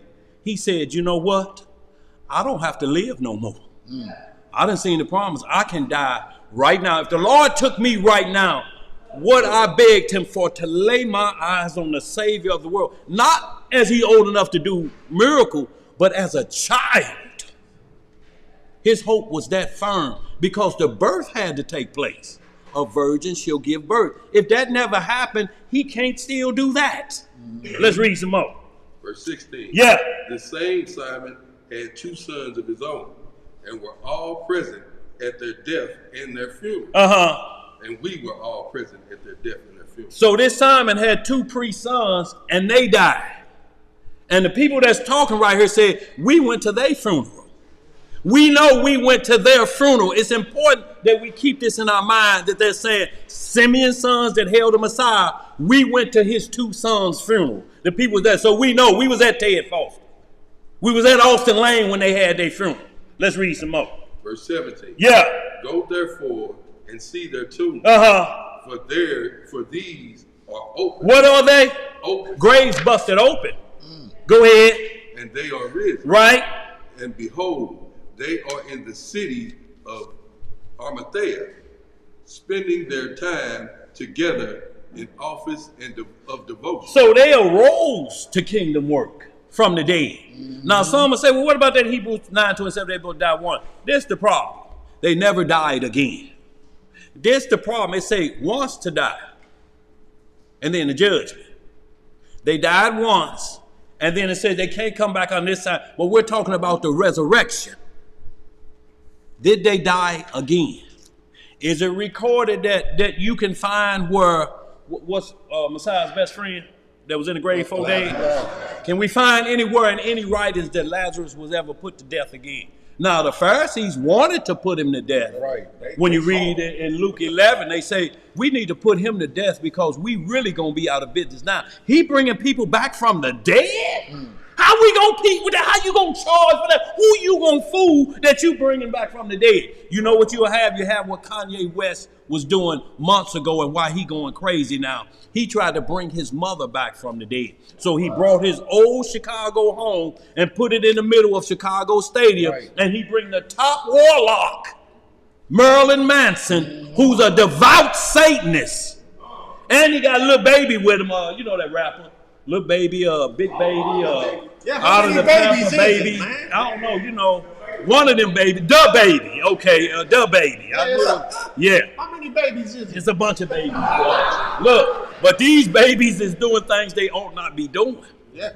These babies having babies. These some bad babies. These some bad babies. So when you understand what he was doing, he's trying to resurrect his mother. He want to see his mother so bad because he feels responsible for her dying.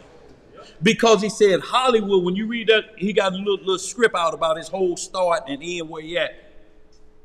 Hollywood told him, they're not going to accept your mother the way she's built. She's built like a sack of dirty clothes. You know, it's big up here and maybe a knot right here. Hollywood going to make fun of her. So he sent her for stomach reduction and breast, all this, so she'll look good when she step on the red carpet. She had complications after the surgery and died.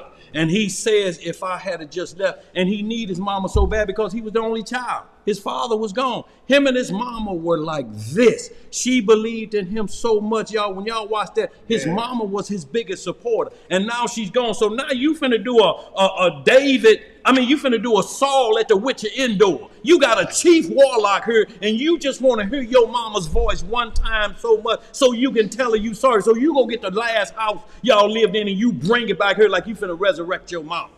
Now he going crazy mad at Pete Davidson because of the stereotypes of Pete Davidson. He's a rare heathen. He's got Hebrew qualities, they say, below the navel. Say he jealous of his trouser snake. Yeah. So,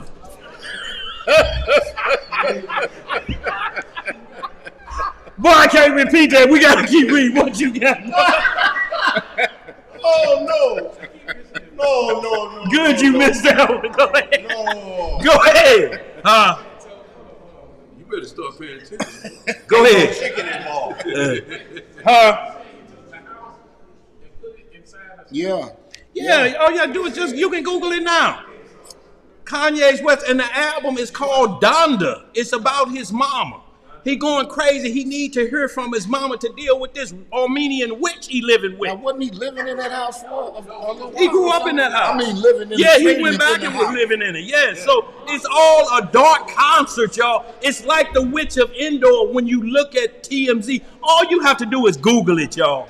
You won't have no more speculations when you see it. Dark clouds, and what the hell is Marilyn Manson doing there? Right. He talks about Christ, and you got a devil worshiper here.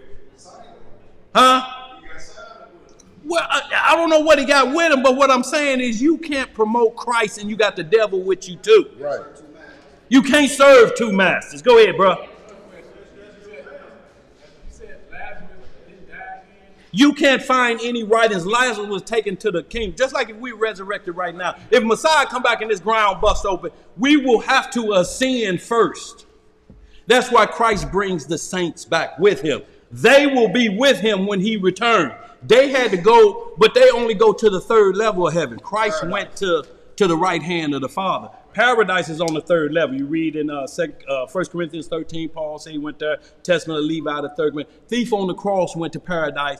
Luke 16, paradise. That's not the throne of God. Lucifer wanted to go up there. He was in paradise.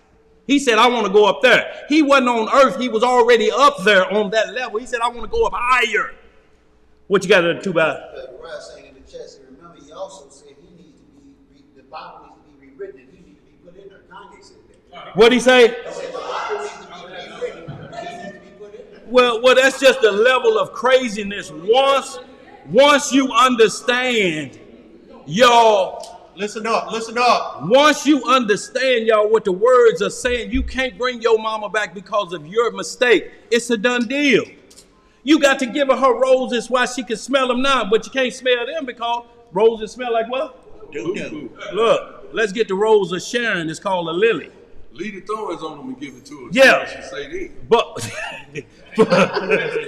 but y'all, what we're trying to get understood is he wanted to, just like Saul wanted to go to the witch Endor because God wasn't talking to him. He's saying the Most High ain't telling him how his mother is doing. So he go get a soothsayer, Merlin Manson, who conjures up the devil. He on charges now for rape, sodomy, and blood spattering sex. He have sex with animal blood all over both of them. He's on his album. Why? And you're talking, I'm a Christian. With the devil hanging around like that? Right. So now he's mad now because them boys that did the movie Get Out, he said it was technically about Kanye. All you have to do, all they do is do this. When he get out of control, they just do the cup like this. Y'all ever seen the movie Get Out? They just rattle the cup and he get back in check. Let's read some more, y'all. We got to get caught up, y'all. We in the 4 o'clock hour. Into them bowls, the mixing bowls. Yeah. Playing with mixing bowls with wooden spoons. They in also Buddhism. That's the main thing. They call them chiming bowls or whatever it is. Buddhism. Talking about vibrations. Look, like they can ring this and this gonna cure you of sin. You just start trembling. I feel the vibration. I don't want to steal no more. I'm gonna leave them babies alone. Keep rattling that cup. I'm feeling it in my feet. Oh no! And they got you actually believing curing of transgressions of the Most High can be done with rattling a cup. Until y'all watch the movie Get Out, then y'all will see Kanye in this. Go ahead, Sister Iman. There was a guy that a while back when there were things going on in what was that? What's the city recently here in St. Louis? First, he went out there, and you could see it just slightly. If you didn't watch, you miss it. He was out there with his giant That bowl, and he was making those sounds. Yeah.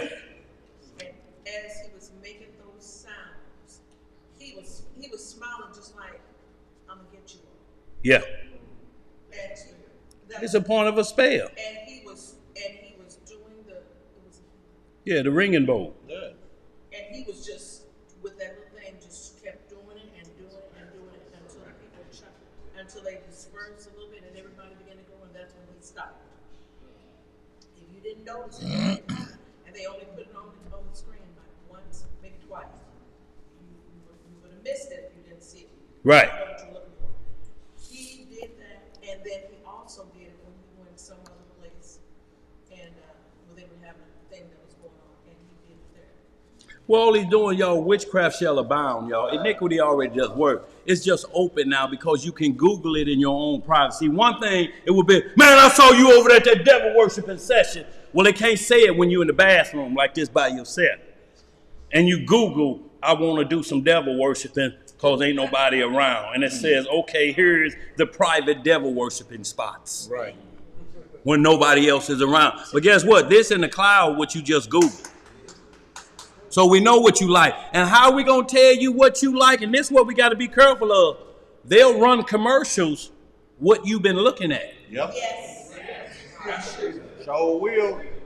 All the commercials will be curtailed to your life. Yeah. Now you can sneak and look at Big Black, and that may just pop up on somebody. Let me use your phone. Man, wait a minute here. You better take this back. It's something on here. You need to address this. Because they know your name. They say you a member. Right. Gold member. Go ahead, boy. You been paying dues a while. Let's read, y'all. We got to get caught up. Go ahead. Anybody good? Go ahead. What verse you in? Verse 18.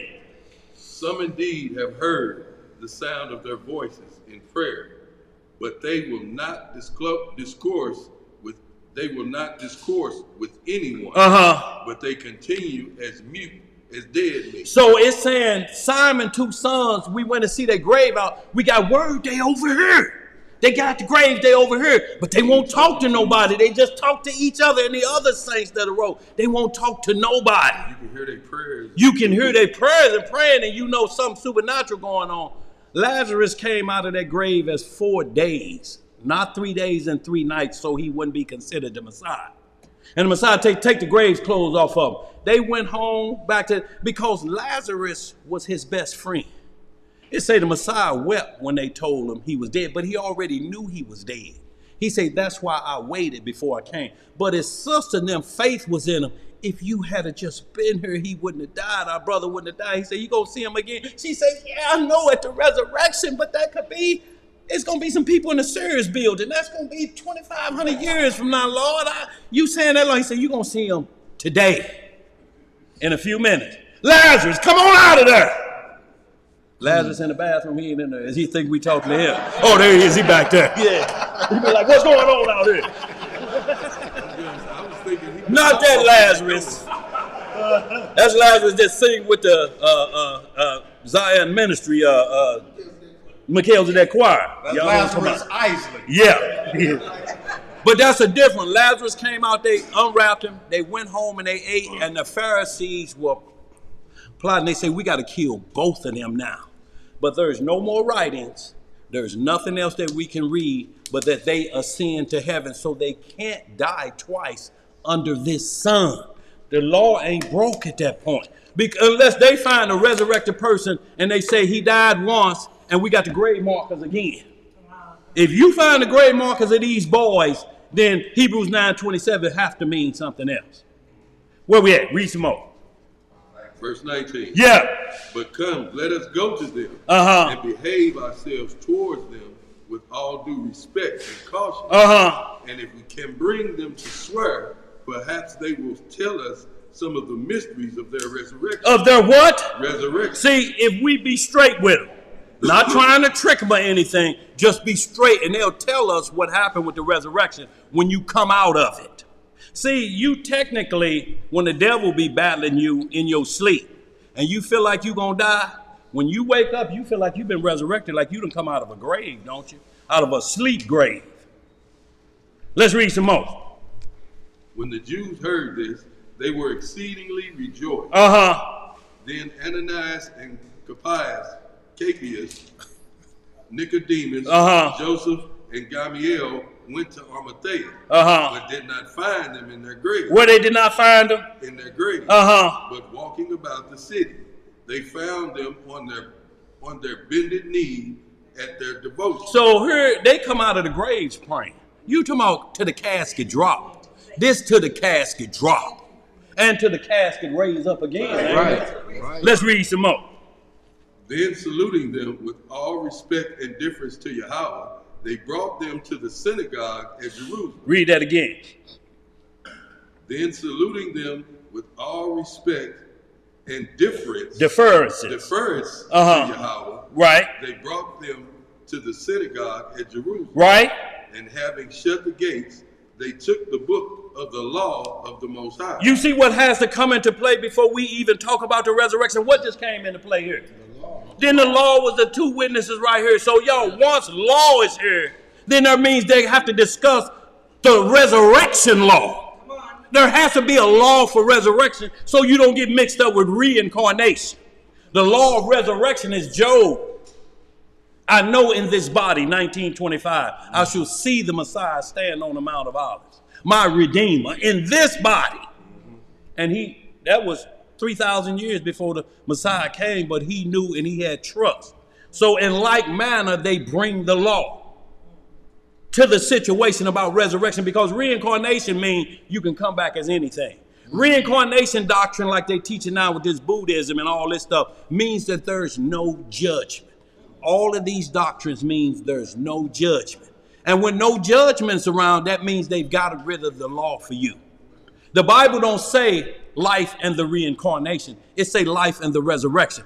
When you look up both words, there's two things. Resurrected means to come back in the same body you was born in. Reincarnation means you can come back as Duke the German Shepherd. You're like, wait a minute now. Every time that dog sipped that water out and put a little wine in, he howled just like Uncle Duke used to. Listen right here, watch this. Give me another. Don't that sound like Uncle Duke? Man, I believe Duke in that dog. I believe you. Go ahead, Duke, you drank too much. Go ahead, bro. But that's what happened. You can come back as a white man.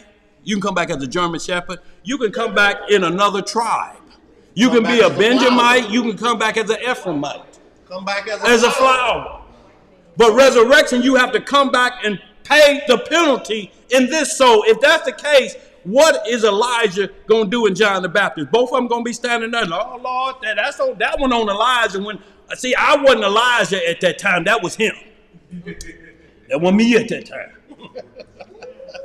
I hadn't into that. Yeah, boy, look here. Let's read some more. Verse 23. Yeah.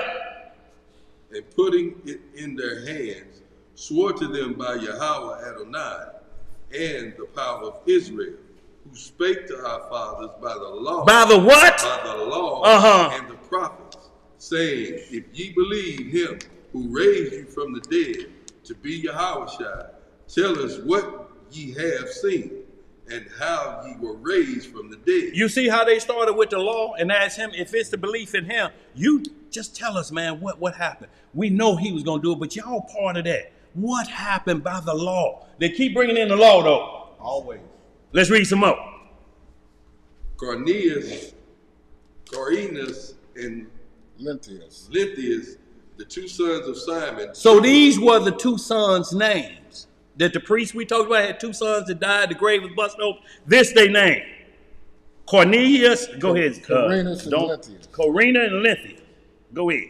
The two sons of Simeon trembled when they heard these things, and were disturbed and groaned, and at the same time looking up to heaven, they made the sign of the cross with their fingers on their tongue. What they make the sign of the cross? With their fingers on their tongue. How do you do that? See, we just had Thecla make the sign of the cross on her whole body. How do you take these two fingers? Remember, they ain't talking, they deaf and dumb, right? Not deaf and dumb, they just not speaking. Right. How do you take your finger or two fingers and what you do? Lick it out like now all the rappers do? What is this licking out your tongue thing? That's Satanism. It's the tongue of a serpent. If you look up Satanism, one of the symbols of Satanism is the flickering of the tongue. Right. Kiss. Yeah, just like Kiss, Gene Simmons' Kiss. He always had his tongue out, representing the dragon or the demon or the serpent. And they say his tongue was extraordinary long. They said 7 inches long. And look. 7 inches long. And why it was called Kiss in all capital letters, it means Kings and Satanic Service. They wore hexagram. They did that serpent lick. All of the female rappers lick out their tongue because it's an introductory to the orgy. It gets you excited. If they flick their tongue, you, that was at me. She wants me. I'm in the parking spot over in D3. That's where I'm at. I'm parked in D3. She her tongue hit me, man. So when you got them making the sign of the cross on their tongue, they had to stick it out and do this, didn't it? On their tongue. It would have to be if you taking it physically doing it. How do you do it? Then we're in the law about this situation. Then in these books of the law, there must be somewhere in the law how it says, make the sign of the tongue when you do that. We don't see it in 1 Corinthians 14 in the book of tongues. We don't see ever when Paul lays hands and they spoke in tongue and they made the sign of the cross on their tongues. Is it there? No. So we have to take it that it means something they did. But if we keep reading, guess what we're going to find out? The answer. Let's get some more. Verse 25. Yeah. And immediately they spake. And immediately they did what? They spake and said, give each of us some paper, and we will write down for you all those things which we have seen. And they each sat down and wrote. So the Holy Spirit or the power of the tongue, they say we will prophesy. That's the sign of the tongue when the Most High receives, because they're finna reveal prophecy. The tongue then prophesy. Anybody you see that they're laying on the hands and they speak in tongues, they prophesy about the Most High. They edify about what happens supernaturally. But there's nothing you can do like this to make you prophesy and speak in tongues. Y'all think it's crazy? Now it'd be really crazy. Jeremiah done spoke in tongues spiritually, but he speaks in tongues more physically than he does the spiritual letter, because we can understand he has a new tongue. And his new tongue is, bruh, if I told you about my life in the past, you wouldn't believe it. This happened to me. I did this, I did that. But he speaks of a new tongue. He said, but the glory of the Most High is what this tongue talk about now, not them old way. So he has a new tongue. So he speaks in tongues. When you speak in a new tongue, it's not just, God, you're talking not about that old man no more. They say he talks differently now. He walks differently now. He's put on Christ. He's put on Christ now, and it ain't no front. It ain't no joke. He's willing to say, all this stuff can go. I don't care nothing about that I got with that other tongue. It's a new tongue. But it's a tongue we can interpret. It's a tongue we can understand exactly what he's saying. And you look at me like, bro, I never thought, boy, I'd have never looked at you, never would have saw that, because I'm telling you about the old tongue. You just heard the new tongue. That's why you can't see that old tongue. Y'all understand what I'm saying? Yes, let's read some more. Where we at? That's the end of that. So what we want you to see now, you go down to just read the first verse of the next one. Yeah, chapter 8, chapter 13. What it say? Yeah, and this is going to answer it too. Just read them first four. Say, yeah. O Master Yeshua and Father, who art Elohim, also the resurrection and life of the dead, give us leave to declare thy mysteries, which we saw after death, belonging to thy cross. Belonging to thy what? Thy cross. For we are sworn by thy name. You see the cross that they bear, and you see now what their tongue is speaking. You see the sign of the cross on their tongue now. But what's the first thing they do? They tell the Messiah, give us liberty to do what we did. The same thing Isaiah said in Isaiah 6th chapter when he said, Lord, I can't come up here like this. My tongue done said some filthy thing. They sent an angel with a coal and put it on his tongue and purged his tongue of that unrighteous talk. And then he was able to hear these words. So they're now saying the same thing. Lord, we ready to speak. And look, it's still didn't make them speak, because they asked for what? Pen and paper. We'll write it down. Right. What they doing with them two fingers. They writing down the mysteries. With them fingers. And the mysteries are the sign of the cross. These gonna tell what our tongue want to say. It's the same way with John the Baptist's daddy when he was in the temple. The angel told him, he said, name him John. He like, John? Man, ain't no Johns around there. That's some kind of heathen name, ain't it? He said, the Lord said, name him John. He said, okay, since you won't say and tell the people what we say his name is, you don't talk no more till he born. So when he was born, he went deaf. He couldn't talk, dumb, so to speak. And when the baby was born, they say, what should we name him? We should name him after the tribes of Levi. We should name him Zachariah Jr. Or Tobias. Yeah, he said, look, what'd he say? John came flying. Look, the mother said, Elizabeth said because he couldn't talk. She said, name him John. And then when they looked at him, that's so. Okay. And immediately his mouth loosed. See, he knew them 9 months couldn't talk. When it was an opportunity to talk, he took it, didn't he? Let's pick this back up, y'all. We'll close out. Show you the power that was given unto the woman. Yes, sir. Just like Thecla. So who is a man to say that a woman can't have no righteousness in her? The Most High said, I have mercy on whom I have mercy, and I use whom I use. Mm-hmm. That's right. Yeah, because we with Thecla, and Paul taught Thecla to go teach. Go teach. And she cured. And she healed. This was a woman. And look, y'all, she know the rules of the law about teaching. There's a line I can't cross with teaching men. Right. She did it in order. Decent and in order. I can't buck the order. Just like Mary Magdalene and Mary of this one wasn't sitting at the table with the 12. But that didn't mean she wasn't a disciple, because when she was arrested, she said, go tell my brothers what I say. I'm going to have you go tell them, because they don't believe nothing no way. They have hearing anyway. You go tell them. Christ showed himself to them first. Yeah. Not his disciples, not the male disciples, but to the women disciples first. Because the blessing was Jacob gave to your seeds, to Abraham, to your seed. Seed is male and female. Eh? Yes, sir. There's a law. If a man don't have a male seed and only daughters, what he going to do now? Right. There's a rule to fix that in the law. He must go marry she must marry somebody out of the same tribe. You can't, if you're a Judite, you can't marry a Benjamite for this to work. Inheritance can't travel from tribe to tribe. It can't.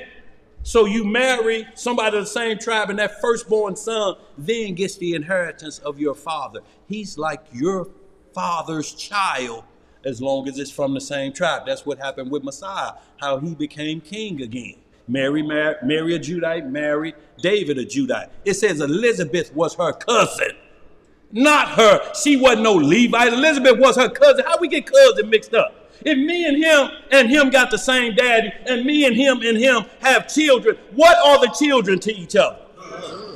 But the daddy the same for us, ain't it? How you miss cousin in there? Cousin is still cousin to the day, ain't it? Yes, sir. The children were cousins. It don't matter that Elizabeth is a Levite, Mary's a Judite, their children, their offspring is cousins. They got the same daddy. Their parents do. Man, is this hard? No. Let's read some more. Let's finish this. Elementary. You want more of that? Are you done with that? What we got? Did we finish that? You just wanted that first. Yeah, you said No, I want to read down to 4. Okay. Yeah. Verse 2. Yeah.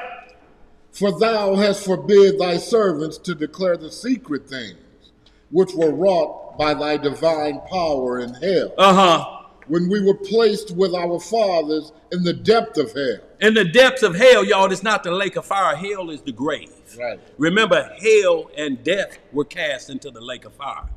Hell is the grave. When you say go to hell, you will too. Soon, if you don't go before me, you going after me unless the Messiah come by. Everybody's going to hell. You're going to the grave. That's what hell is, the grave. What you got, sis? We all must go. I thought the word of God said hell was created for the devil and his angels. No, lake of fire was. Tophat. That's a difference. It said Tophat. Get into some Isaiah 30th chapter 31 verse. It say Tophat is of old. And the breath of the Lord doth kindle it. The Lord blows his breath to keep the fire going in.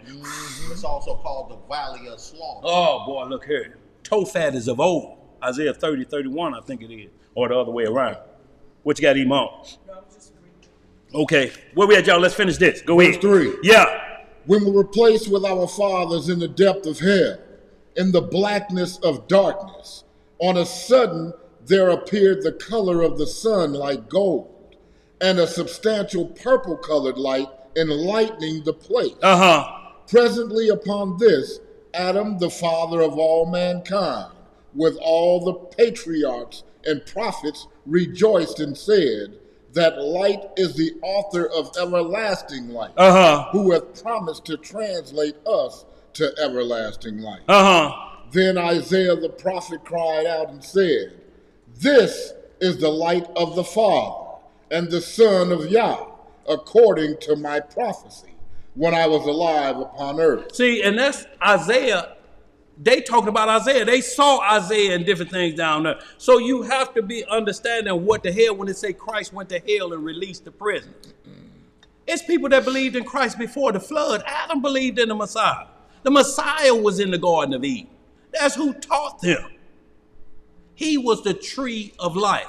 And then there's the tree of good and evil. Who is who?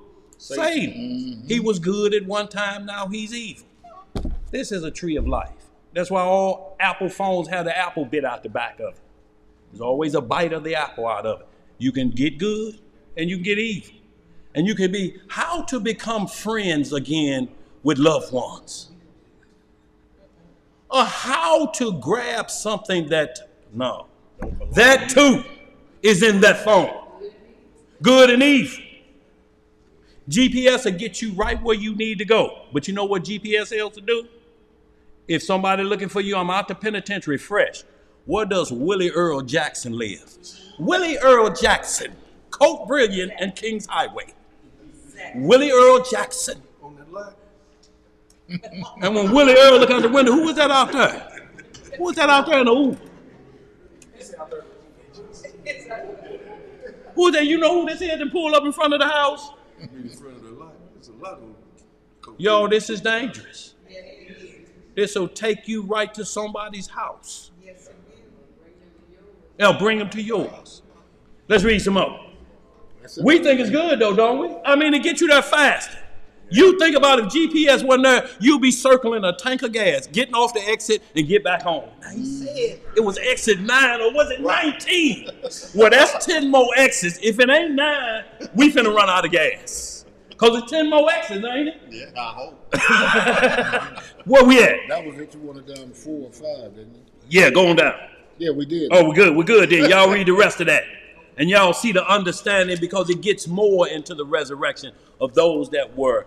Christ went back to hell to let them know, I finished the mission, y'all. Because remember, the mission was given at Genesis 3:16. Christ gonna have to come and fix what you done. Christ gonna have to fix what you and Adam done. He's gonna have to fix it. He's gonna do it in 5,500 years. He'll be back to tell y'all mission is accomplished because they believed in him. Now I want y'all to think about that. They believed before the flood, after the flood, and up until this time. Look, it wasn't like they were just in the grave running around. What you doing, Isaiah? Man, I'm waiting on that light, dog. It's kind of dark around here. No, they were asleep. They were resurrected. When the people were saying when the power came, we didn't start talking till we seen the light. The light resurrected us. That's how we knew. That's what made us get up. That's what made Samuel get up. When Saul went to the witch of Endor and say, I need Samuel to come up. She didn't know how to do that because she didn't have resurrection power. She was just playing with familiar spirits and a demon will come up. And they'll just say something like, his hat is in there. He used to keep it on that nail in the bathroom. And you think that that must be him. But they're familiar spirits. They can't die. They was around when he was there. They know where you put them used socks, men. They know where them socks at. But I'm going to leave it there. So, what? Oh, you didn't miss that one. You didn't miss that one. We ain't going to go into that no more, y'all. But go ahead. What you got to eat more? So in that scripture that tells that they followed certain ones this time, from generation to generations, there's certain spirits that I was reading. Familiar spirits, yeah. Look, they can't die. It's when you get into the book of Enoch, 14th and 15th chapter, it tells you that the offsprings of the giants, the flesh part died, but the spirits still roam the earth to torment people. That was the spirit that used to jump on Saul, and he just look at David and just say, I can't stand you. You're finna take the kingdom from me, boy. And my son love you more than he loved me. Nigga, and he just throw a javelin. David would duck out the way, and he just start playing that harp. And he'll finally calm down. So music soothes a what? Sabbath. Y'all, where y'all think these terms coming from? This ain't just made up through nobody's imagination. Y'all, what we are into is just a term where they say, if you pray for rain, you got to deal with the mud. Mm-hmm. On this side of life. You get your rain, but the back porch muddy. Yeah. Don't come in the house with them shoes on. Right. Let's read some more. Where we at? Where you going? We going to 1 Kings 4. Because we just want to clear up that what was the sign of the cross. Y'all, we make the sign of the cross. He said, when you hear bad doctrine, don't believe it. Unless you choose to believe a lie, because you are. We're supposed to holler, stranger danger. Yes. If they come with a bad doctrine, they talk to you, hey, bro, now you know we was born with gills like a fish and a tail. Stranger danger! Stranger danger! And they'll run off. Then you evolve into a seahorse. Look. Right. Oh, that's all you got to do, y'all. If you hear that strange doctor, just holler, stranger danger! Stranger danger! It'll work the same way of a pedophile on a playground and a child holler it out. They're going to get moving. That's why they ease up on you and whisper that doctrine. It's a whisperer. Satan is a whisperer. But the Most High tells us to stand on the rooftop and do what? Shout it out. Where you can be seen on the rooftop, you can be seen, can't you? Yes, sir. Not in a dark alleyway. Talking about, yeah, you know, we come out of the water. Earth came out of the water after the first flood, before Noah's flood, before Adam and Eve. That world had to be overflowed with water. And then when the water abated, earth wasn't made out of water. And they say earth appeared. Then he took from the earth. He didn't take man from no water. Where you reading that at, bro? He made that up. And then you ain't supposed to cut your umbilical cord because it disconnects you from the ancestors. So what you supposed to do about an umbilical cord and you just got out of high school? Throw it over your shoulder and be walking with it. No, watch that. That's C for my umbilical cord. And you put it right there. So where is it going to stay attached to? Right. So every chair you got to be a toilet stool chair, because you got a tail. So you can't sit on nothing with a tail, can you? What's up with the seahorse? But it's just foolery that goes deeper. Evolution. It's like sea monkeys. Did you ever see a sea monkey when we got them little packs? Some of y'all too young to know about that, but we used to send out for sea monkeys. Right. In the TV guy. Yeah, in the TV guy. Back to the comic book advertisement. Boy, you know that probably was bed bugs or anything. Anything. It never did look like a seahorse. I never did get my X-ray glasses. I never got mine. Now look, your X-ray glasses. Yeah. You never get them, did you? No, I ain't never get my X-ray glasses, my seahorses. Right. Sea monkeys, nothing. Yeah, nothing. Let's get it, y'all. 1 Kings 4, y'all. They were sea monkeys. They were supposed to be sea monkeys. Yeah. No, but wasn't no sewing back there in the comic book.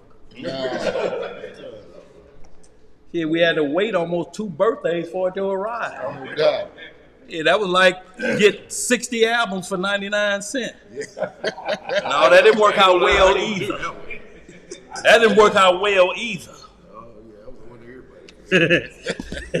Still got a battle to do. Still, right? Let's get it, y'all. 1 Kings 4. And the reason we're going here, y'all, is why we're saying, what is it for a man? Shall it profit a man if he gain the whole world? We're going to look at a king who profited the whole world. And we're going to see what he ended up saying about profiting the whole world with dying flesh. This is the only thing these individuals was talking about. If you keep living for this, it's going to die on you. Mm-hmm. You have to live for your spirit and your soul. Because I'm still waiting for how you're going to make the sign of the cross when the devil attacking you in your sleep. How you do it, Elisha? I don't know. How you going to do it? I don't know. What you going to do? How you going to do that, boy? You do that in your sleep, they going to call the police. You have to pray. Right. You have to be prayed up. You have to be steadfast in your faith in your sleep. You have to be prayed up in your sleep. You have to have the spirit of law, statutes, and judgments on you in your sleep. See, because if you don't, you'll think the Sabbath starts in sunlight. The Sabbath starts at night to guide, to keep it holy during the daylight hours. if you get attacked in your sleep, you're not going to sin during the day hours of the Sabbath. But if the devil gets you to be into intercourse with some woman or man you ain't supposed to be at the beginning of the Sabbath, what the hell you think you fooling me because you won't turn the light on? Or you won't go cook no turkey bacon? You think you fooling me and the Spirit is showing in your face what happened last night at the beginning of the Sabbath? You already had the bacon. You got Let's get some more y'all here. It's on life. 1 Kings 4 lights. Oh. 1 Kings chapter 4, verse what? 20. 20. And also, y'all, when we're talking about Samuel and the witch of Endor, you can get into Sirach. Is it 42? Maybe 42 or 48th chapter, and it say, and Samuel prophesied from the grave.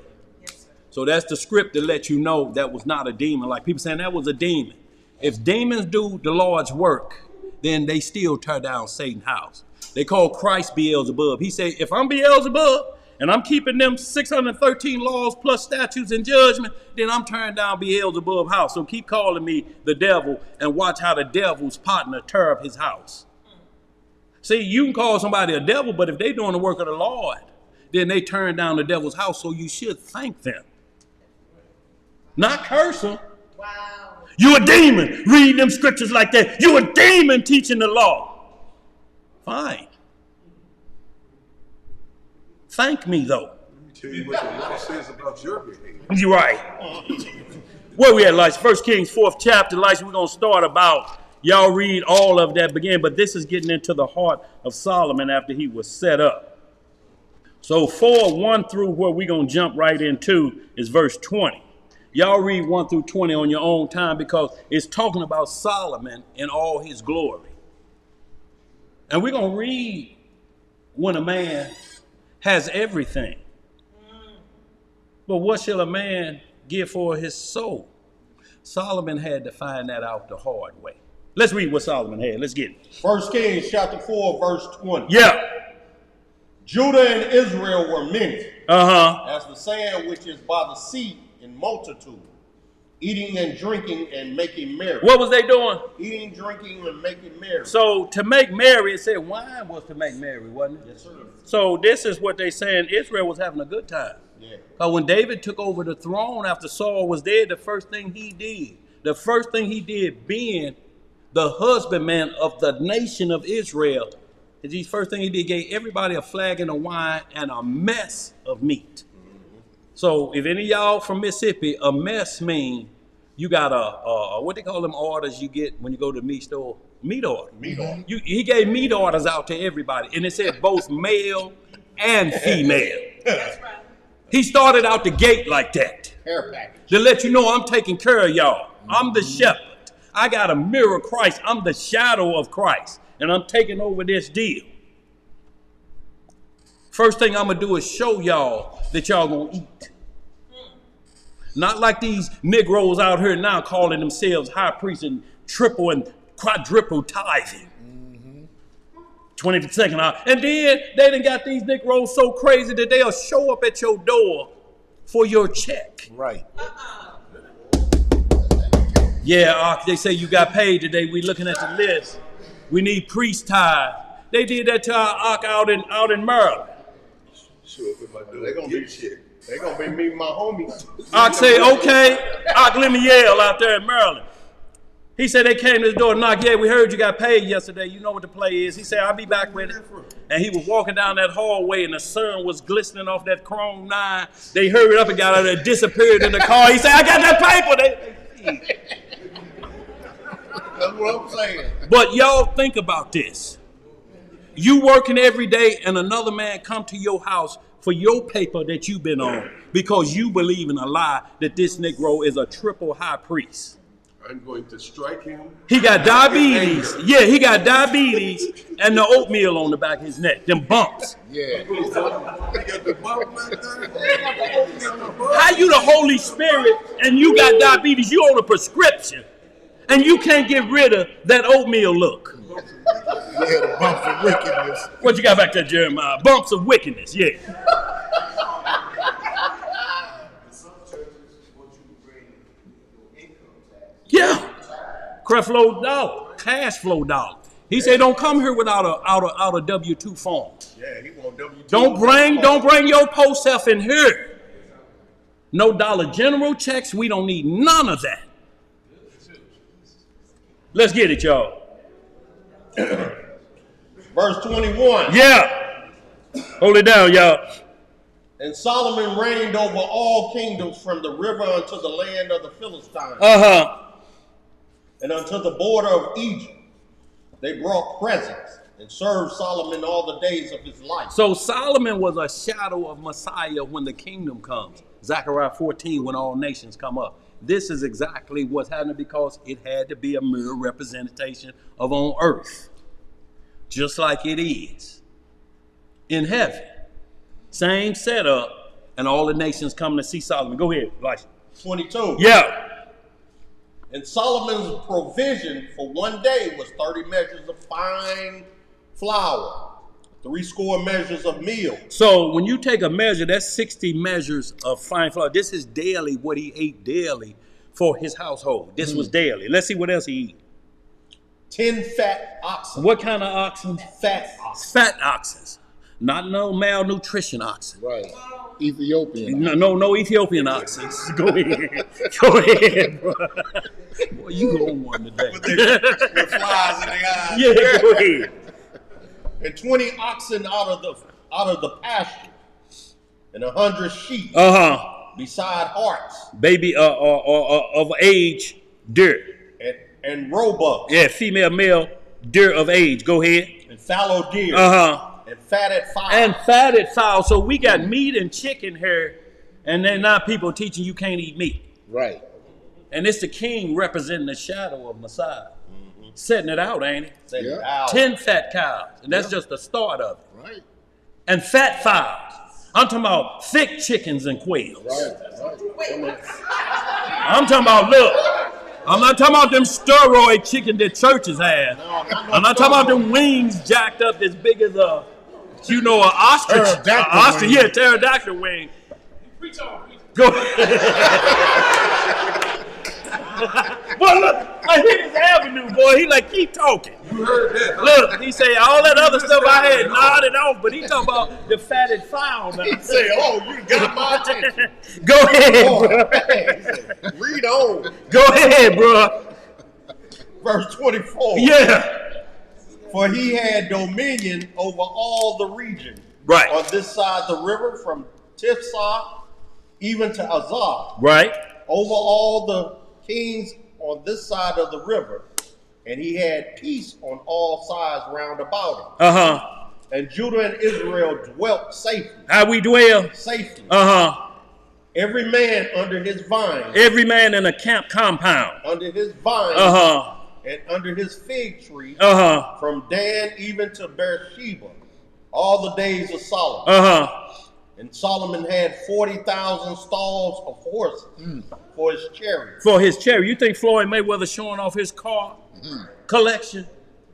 Reggie Jackson showing off his car collection. It wouldn't even come to play when we talking about Solomon. No. Solomon was valued at $6 trillion. Go ahead. Floyd Mayweather talking about becoming a billionaire. You need 999 more billions to get 1 trillion, and then you got 5 more trillion to go to get to Solomon. Let's read some more. And Solomon had 40,000 stalls of horses for his chariots, and 12,000 horsemen.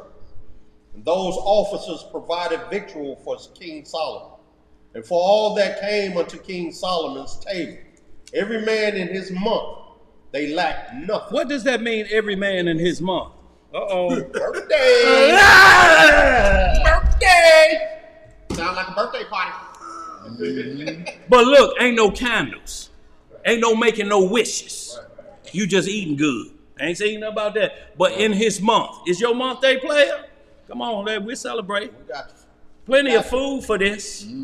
Just like now, if you like, man, it's my soul day, man. Come break bread with me. But when you start saying, now look, I told my family members too, if it ain't Gucci or Wucci, don't even come around bringing me no presents, because you know I got to have it right if you're going to come to my party. Well, you'll be there by yourself, because I can't afford no Gucci and Wucci. Bring your sake. What you gonna bring?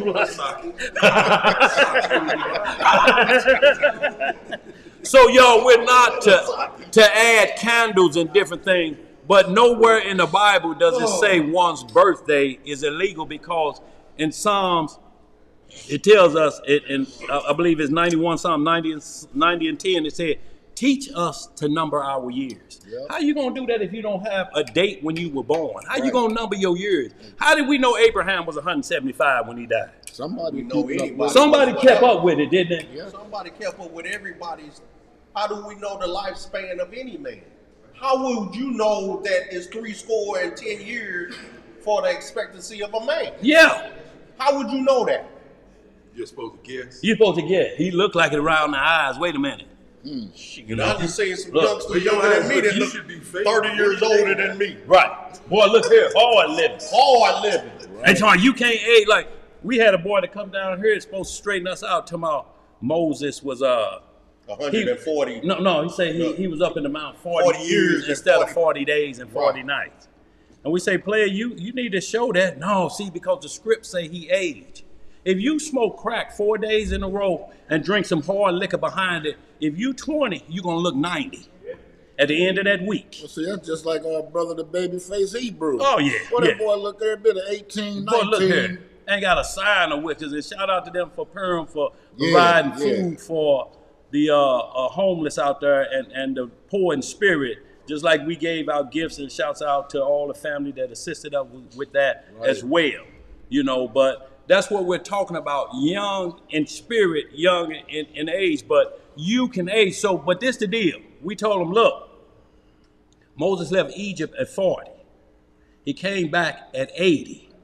They wandered in the wilderness for 40 more. How many years you get out of that? 120. That's 120, ain't it? And then if he did 40 years up in the mountain, that's what? 160. The script say Moses died at 120. I say, you owe us 40 years. Give it to us. Where they at? He say, this is what he did.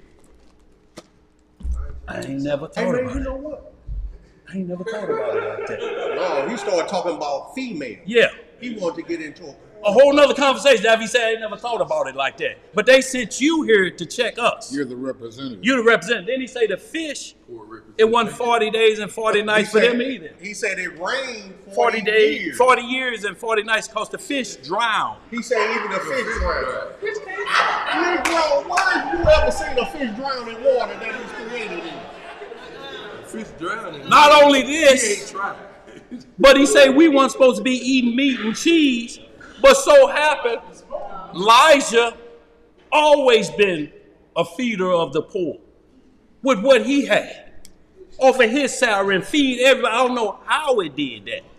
He could have a bag of rice and everybody take home a leftover. I don't know how it happened. Don't ask me. But anyway, he was barbecuing some chicken and some mac and cheese. And this brother, see, we don't eat all of that. But when he raised that grill up and them smokes went up in his nostrils. I'm talking about when he got through talking, he was talking and chewing. Cheese was up here. Meat was going in on this side and bones was coming out on that side. Yeah. We ain't lying to you. No. We have several witnesses that were there that day. But he don't eat meat. But he don't eat meat. He ate meat then. There's something about your meat. It's something about it, boy. Look here. Let's finish this up, y'all. We ain't got but 20 minutes. Where we at? 1 Kings 4 and 24 and 29. No. 20. No, you left out at the horses for his horsemen. 27. 27? 28. No, 28. 28. Yeah. 28. All right, 1 Kings 4, 28. Every month, his month. Barley also and straw for the horses and the dromedaries brought they unto the place where the officers were, every man according to his charge. See, the dromedary is a young camel. Go ahead. And Yahweh gave Solomon wisdom. What he give him? Wisdom and understanding. Exceeding much. What kind of much? Exceeding much. So he gave him over the top. You know how you fill up a glass? Wisdom started flowing over Solomon's glass. Let's read some more about that. And if you read in the Wisdom of Solomon in the Apocrypha, chapter 7, it talks about what he asked for, what he prayed for to the Holy Ghost, to the Most High, and what he gave him in return from that prayer. Because you didn't ask for money. He didn't ask for money. He asked for wisdom and understanding. To deal with who? With Israel. To deal with Israel. Right. And then everything else was added unto it. Ain't no money straighten Israel out.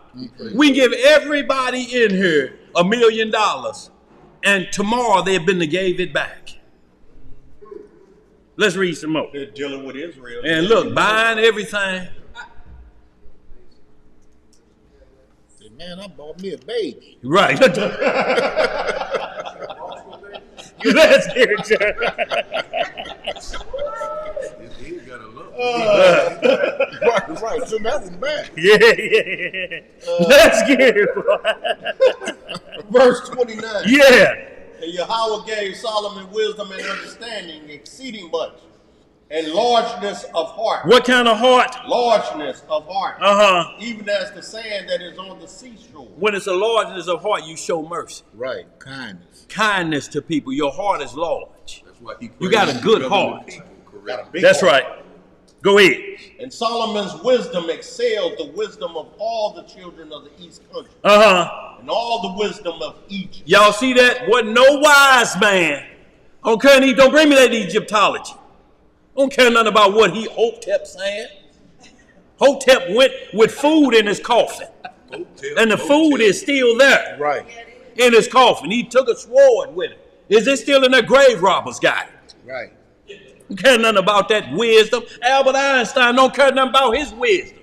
He could have turned nuclear energy so that we wouldn't have but one light bill a year, $2 a year. He could have turned that into Shalom, Theo. Shalom, Mark. And where you going to get some fat at 5? He's been insane, boy. We just stirred up there. He said we're gonna stay to closing, but y'all shouldn't have read that part. But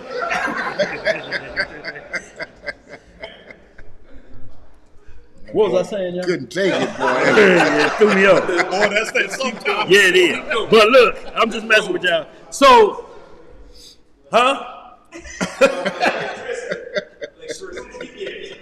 But what he did is he split the atom to destroy the world.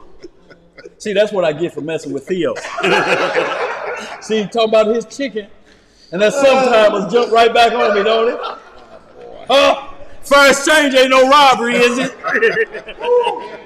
So remember what's coming to you, Thomas, what you said earlier as soon as you walk in. Come on, yo, listen. So, but he decided to use that power and energy to create a nuclear bomb that would kill every man, woman, and child on planet Earth. And they call him a great scientist. You invented the death of every mankind on Earth with one push of a button. America can do it 187 times. Russia, 118 times. Russia can destroy the world 187 times. North Korea at least half a time. China can do it 100 times. Israel can do it 89 times. Destroy the world. All that nuclear power on planet Earth. That they are in control like that, and they have to sign a document called MAD. Mutual Agreed Destruction. If you look it up right now in Wikipedia, it'll tell you that. That's where everybody that had nuclear bombs have to sign a contract. If you drop one, we drop one. So we both agree we annihilate everybody and remove you from planet Earth. Do we agree on it? That's why you have to go into Cold Wars. If you thinking nuclear hit now, y'all, we better get ready because the Messiah said, I may have to cut the days short lest there be no flesh saved. The only way that could happen is this. Do you know they said they had to pry that suitcase out of Donald Trump's hand?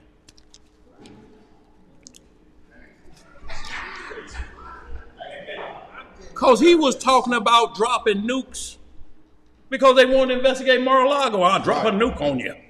Everybody talk to her, I drop a nuke on them. They like, we got to get it out of his hands. Yep. Y'all think he was supporting the Proud Boys? That was the least of our worries. Mm-hmm. Let's read some more, y'all. Let's get caught up. We got 14 minutes and 50 seconds. Oh, really? Where we at? Verse 30 again. 31. Read 30 again. Let me hit 30 again. And Solomon's wisdom excelled the wisdom of all the children of the east country and all the wisdom of Egypt. For he was wiser than all men. Than Ethan the Ezrahite. Wiser than Ethan the Ezrahite. Let's read some more. And Heman and Kalkol. And daughter. The sons of Mahal. The sons of Mahal. When you look up daughter, the Hebrew word for it means pearl of wisdom. Can you imagine that name tatted behind you? Your name is daughter. In the Hebrew, it means the pearl of wisdom. The pearl of wisdom? You at the top of the chain, ain't you? Let's read some more. And it says Solomon's wisdom exceeded his. The pearl of wisdom was like, damn. What'd he say? Say, boy. What you got back there, Thomas? Pearl of wisdom. Look it up to Hebrew. Go ahead, read some more, y'all. And his fame was in all nations round about. So who are these individuals? These individuals so wise that we think David wrote all the Psalms. David didn't write all the Psalms. The Psalms will tell you a Psalm of Aleph and the Psalm of Alpha and the Psalm of David. But what does it say in the footnote or the beginning of Psalm 88?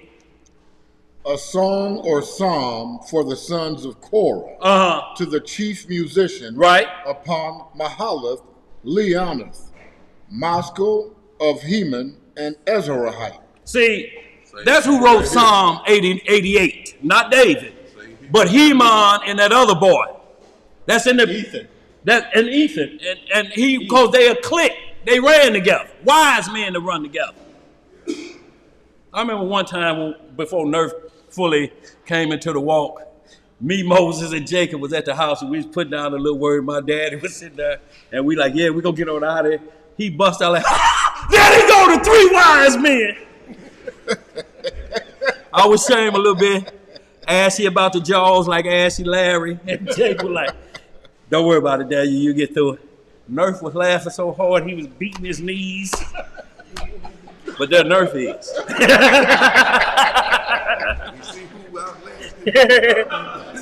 Where else we at, y'all? You want an 89? Verse 32. No, I want to read verse 89 prelude. What it say? Psalm 89. Who running Psalm 89? It just says Maskil and of Ethan, the Ezrahite. The who? The Ezrahite. Didn't we just read that? Yep. He was considered a wise man. That they looked like they like pulled off their glasses. They're like, man, who this youngster is? What'd he just do?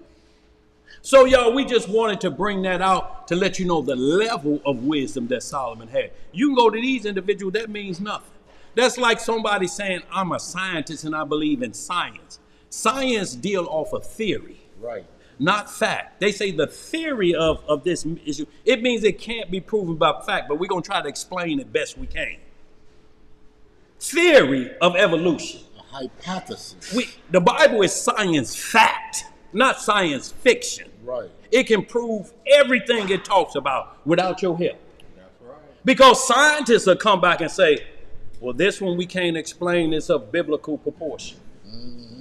So they're saying biblical knowledge is above what we do in the laboratories. You can't change DNA.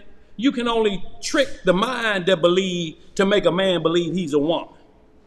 You're tricking his mind, but every time he look in the mirror, he know, I'm not going to the prom. I don't look like no woman. I'm not going to get a date. I tried this wig on, it ain't helping. I tried this lipstick on, it ain't. I'm the ugliest woman on Code Brilliance. Don't help that you 6'7". Right. Why am I believing? Yeah. Why am I believing a lie? I'm not going to be looked at just like a woman, just like that swimmer that everybody up in arms about, taking hormone shots to lessen his manhood. But and not only that, he ain't cut it yet. Oh. So they say he walks around the locker room and get aroused every now and then. But he's saying, I'm a woman. He sounds like a dude when they interview. Look. He looked like a dude. He is a dude. He is a dude. Look. Walk like a dude, whack like a dude. That's a dude. If you called Michael Jackson early before he died, he would get on. Hello. They like, Michael? Yes, this is Michael. But he can't be a child because he's a man. Right. He has to switch back to childhood. Hey, Mike, this is Barry Gordy. Hello, who? Barry Gordy. Oh, how you doing, Barry? You see how he was always trying to suppress all his hair coming through his face? Yeah. He was growing a mustache and beard. He had a beard growing and everything, but he would wear makeup and everything to try to suppress it. Let's get these last two, y'all, real quick. Go ahead, Elisha. Finish this up? Yeah. Okay. Verse 32. Yeah. And he spake 3,000 proverbs. Uh-huh. And his songs were 1,005. You talking about got records on the chart. Right. Solomon had 1,001 songs. That's many albums and CDs, ain't it? Yeah. Major proverbs. Mm-hmm. And see, when you hear somebody say, oh man, Paul talk, what it say, thus said the Lord, them little old letters. Well, Proverbs and Psalms are little old letters. You know where it says, thus said the Lord, answer a fool in his folly, then don't ask, but answer him if he wise in his conceit. Right. Where does it say, thus said the Lord? Those are letters, those are statutes and judgment that explain the law. How to deal with somebody that's trying to be wise, or how you deal with a fool. Mm-hmm. A fool say there's no God. Right. They got a day coming up. It's called April 1st. Let's read. Yeah, he got a day coming up. It's called death, too. Yeah. So let's get right into it. We finished that. Did you finish that, license? No, I ain't. Go ahead. And he spake of trees, from the cedar tree that is in Lebanon, even unto the hyssop, that springeth out of the wall. Uh-huh. He spake also of beasts, and of fowl, and of creeping things, and of fish. And there came of all people to hear the wisdom of Solomon, from all kings of the earth, which had heard of his wisdom. So we see what happened. Y'all know what happened with Solomon, the splitting of the baby. But when you get into 1 Kings 11, you'll see what Solomon failed. And the only reason the Lord didn't take his breath from him then, he said, because your daddy, because of David. I'm not going to strip the kingdom of you, you know. But after this, you know, player, and Solomon's children went left field, Rehoboam and Jeroboam. What you got, bro? Real quick, y'all, we're gonna want y'all to get in 1 Ezra 3, y'all, in the pocket. What you got back there, L9? Absolutely, bro. And he wasn't Yahweh. Let's get it, y'all. Because Solomon sinned greatly. 1 Ezra.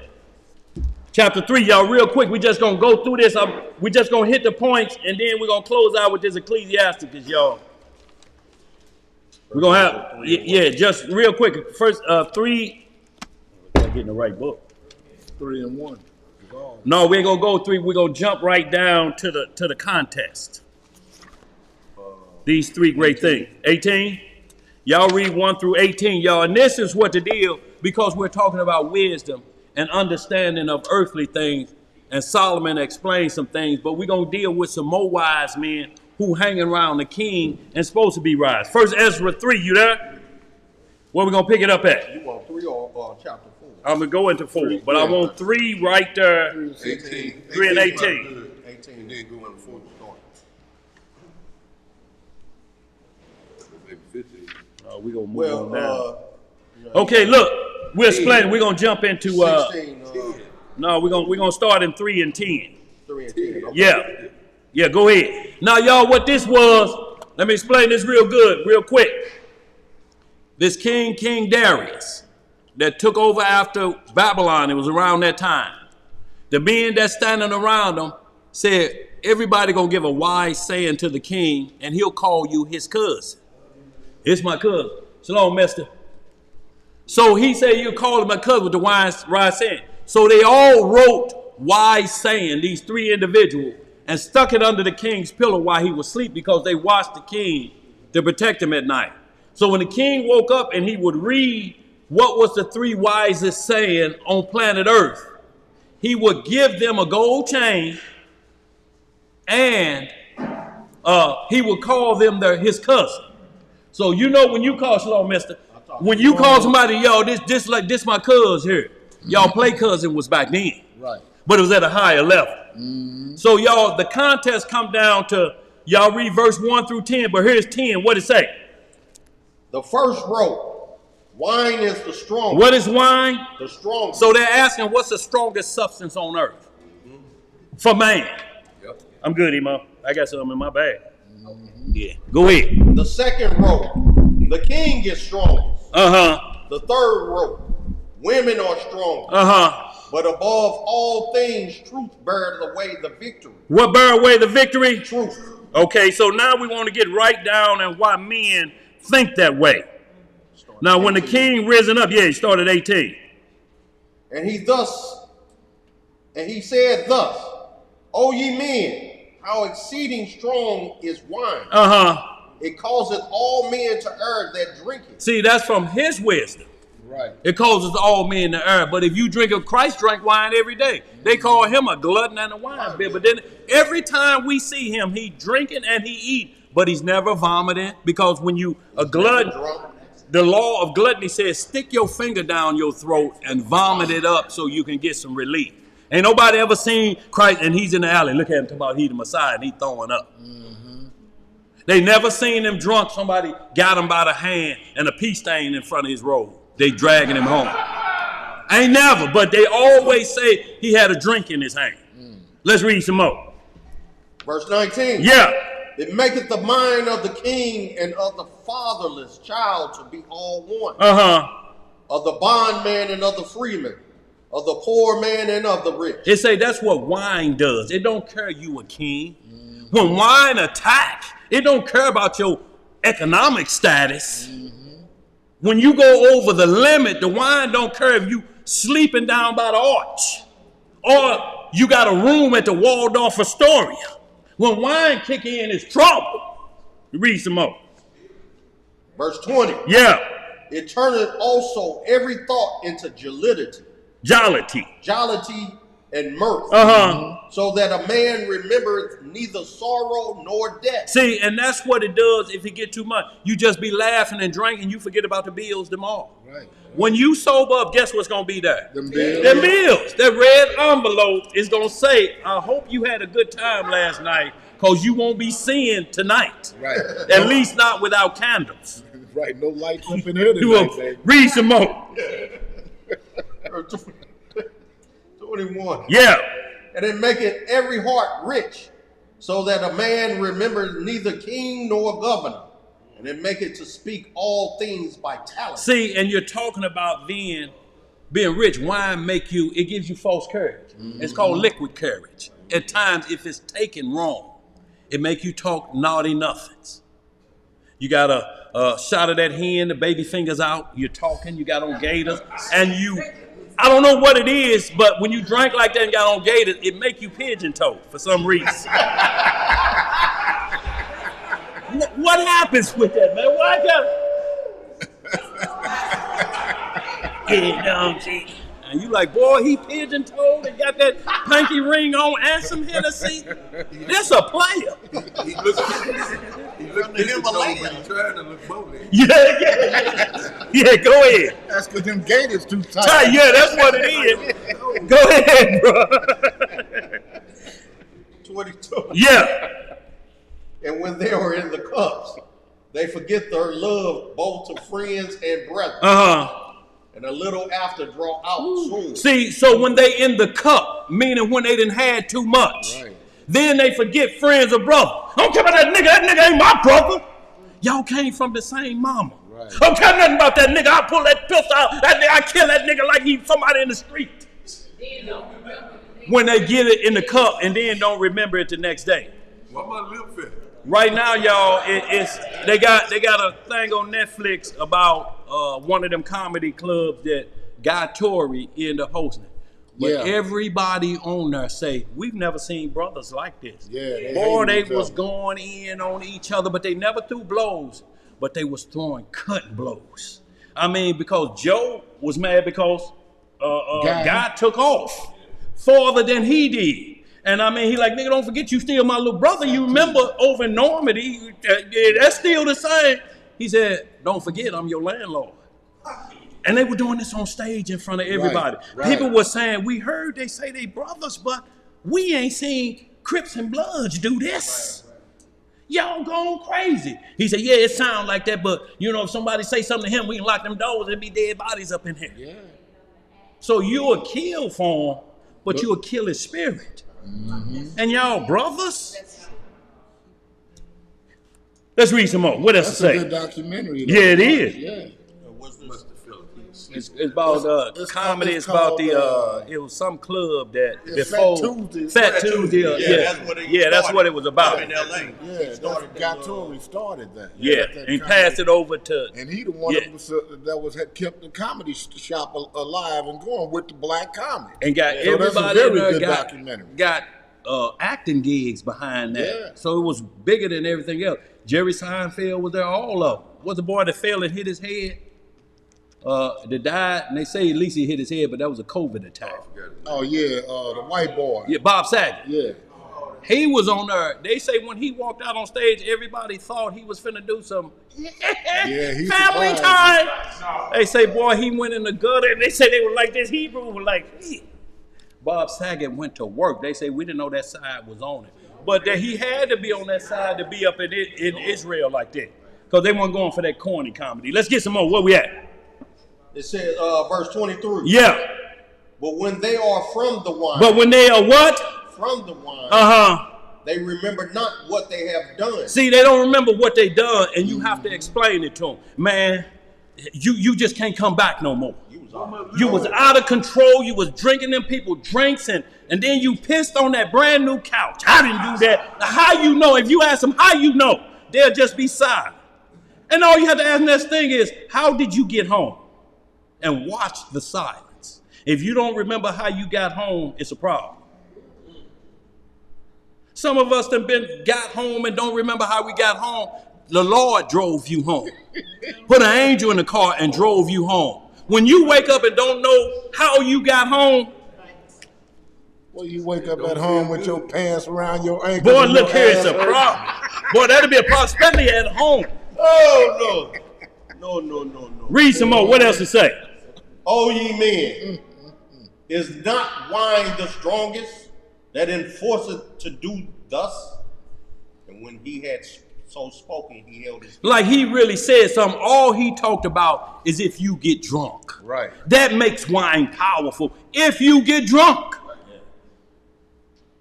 If you break the law of God, it's the same thing. He's promoting the strength of wine because of the disobedience of men.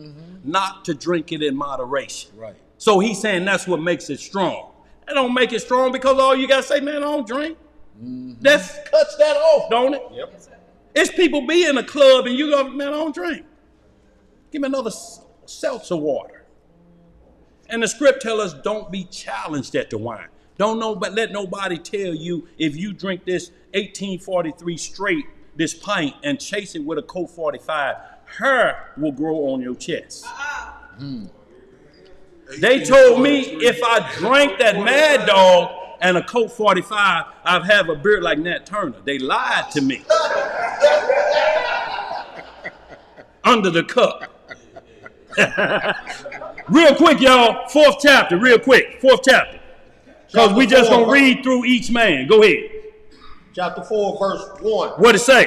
Then the second that had spoken of the strength of the king began to say, O ye men, do not men excel in strength that bear rule over sea and land and all things in them? But yet the king is more mighty, for he is Lord of all these things, and hath dominion over them. And whatsoever he commanded them, they do. If he bid them make war, the one against the other, they do it. If he send them out against the enemies, they go and break down mountains, walls, and towers. They slay and are slain, and transgress not the king's commandment. If they get the victory, they bring all to the king, as well the spoil, as all things else. Likewise, for those that are no soldiers, they have not to do with wars, but use husbandry When they have reaped again that which they had sown, they bring it to the king and compel one another to pay tribute unto the king. He said, so even if you ain't a soldier, if you plant corn and crops, you got to bring some of that to the king. Mm-hmm. Taxes. Let's read some more. And yet he is but one man. What is he? One man. If he command to kill, they kill. If he command to spare, they spare. If he command to smite, they smite. If he command to make desolate, they make desolate. If he command to build, they build. If he command to cut down, they cut down. If he command to plant, they plant. So all his people and his armies obey him. Furthermore, he lieth down. He eateth and drinketh and taketh his rest. And these keep watch round about him. Neither may anyone depart and do his own business. Neither disobey they him in anything. O ye men, how should not the king be mightiest, when in such sort he is obeyed? And he held his tongue. Like he really just said, somebody ain't got nothing else to say about the matter. Mm-hmm. Did the king tell you go kill, nigga, you leave your house and go kill for the king. Bring him back to money. Mm-hmm. Well, you get some money for killing for the king? I'm through talking. King is the power. Let's read the next. Verse 13. See what the third boy say. Then the third, who had spoken of women and of the truth. What did he speak of? Women and the truth. This was Zerubbabel began to speak. And Zerubbabel was an Israelite. He was a governor in Egypt when we went back and built the temple up. That's the same Zerubbabel. Yeah. So he's an Israelite. He knowing wisdom. He just sitting back listening. He's like, listen to this. Let's read what he say about what the truth is. O ye men, it is not the great king, nor the multitude of men, neither is it wine that excelleth. Who is it then that ruleth them, or hath the lordship over them? Are they not women? Are they not what? Women? Women have borne the king and all the people that bear rule by sea and land. Even of them came they, and they nourished them up that planted the vineyards, from whence the wine cometh. These also make garments for me. What they do? Make garments for me. These bring glory unto me. All right, I'll call you, Mo. Okay. Everyone okay? Yeah, we're good, Mo. Thank you so much. Everybody have a need? No, they look satisfied up in here. Yeah, both body and spirit. Yeah. Ain't no coughing or nothing, Emo. That's what Emo was waiting to see if somebody sniffed. Turn back. Thank you, Emo. Shabbat shalom. Go ahead. Where am I? 17. 17. You getting some of that Danielitis? Huh? Yeah. Go ahead. These also make garments for men. These bring glory unto men. And without women cannot men be. Yeah. And if men have gathered together gold and silver, or any goodly thing, do they not love a woman which is comely and favor and beauty? And letting all those things go, do they not gape, and even with open mouth fix their eyes fast on her? And have not all men more desire unto her than unto silver or gold, or any goodly thing whatsoever? So what it's basically talking about is you'll take your 401k paper and go to the strip club, trying to make it drizzle. Leaving the rain money, you ain't really got that, but just a gape at a woman. Ooh. A hookah. A hookah. Same way, like the king that killed John the Baptist, because he was in love with his brother's wife and the daughter. He's doubling up on his iniquity. She dancing in front of him. And if you read the book of Josephus, you'll find that the reason why John clicked out on him, he married his brother's wife while he was still alive. Yeah.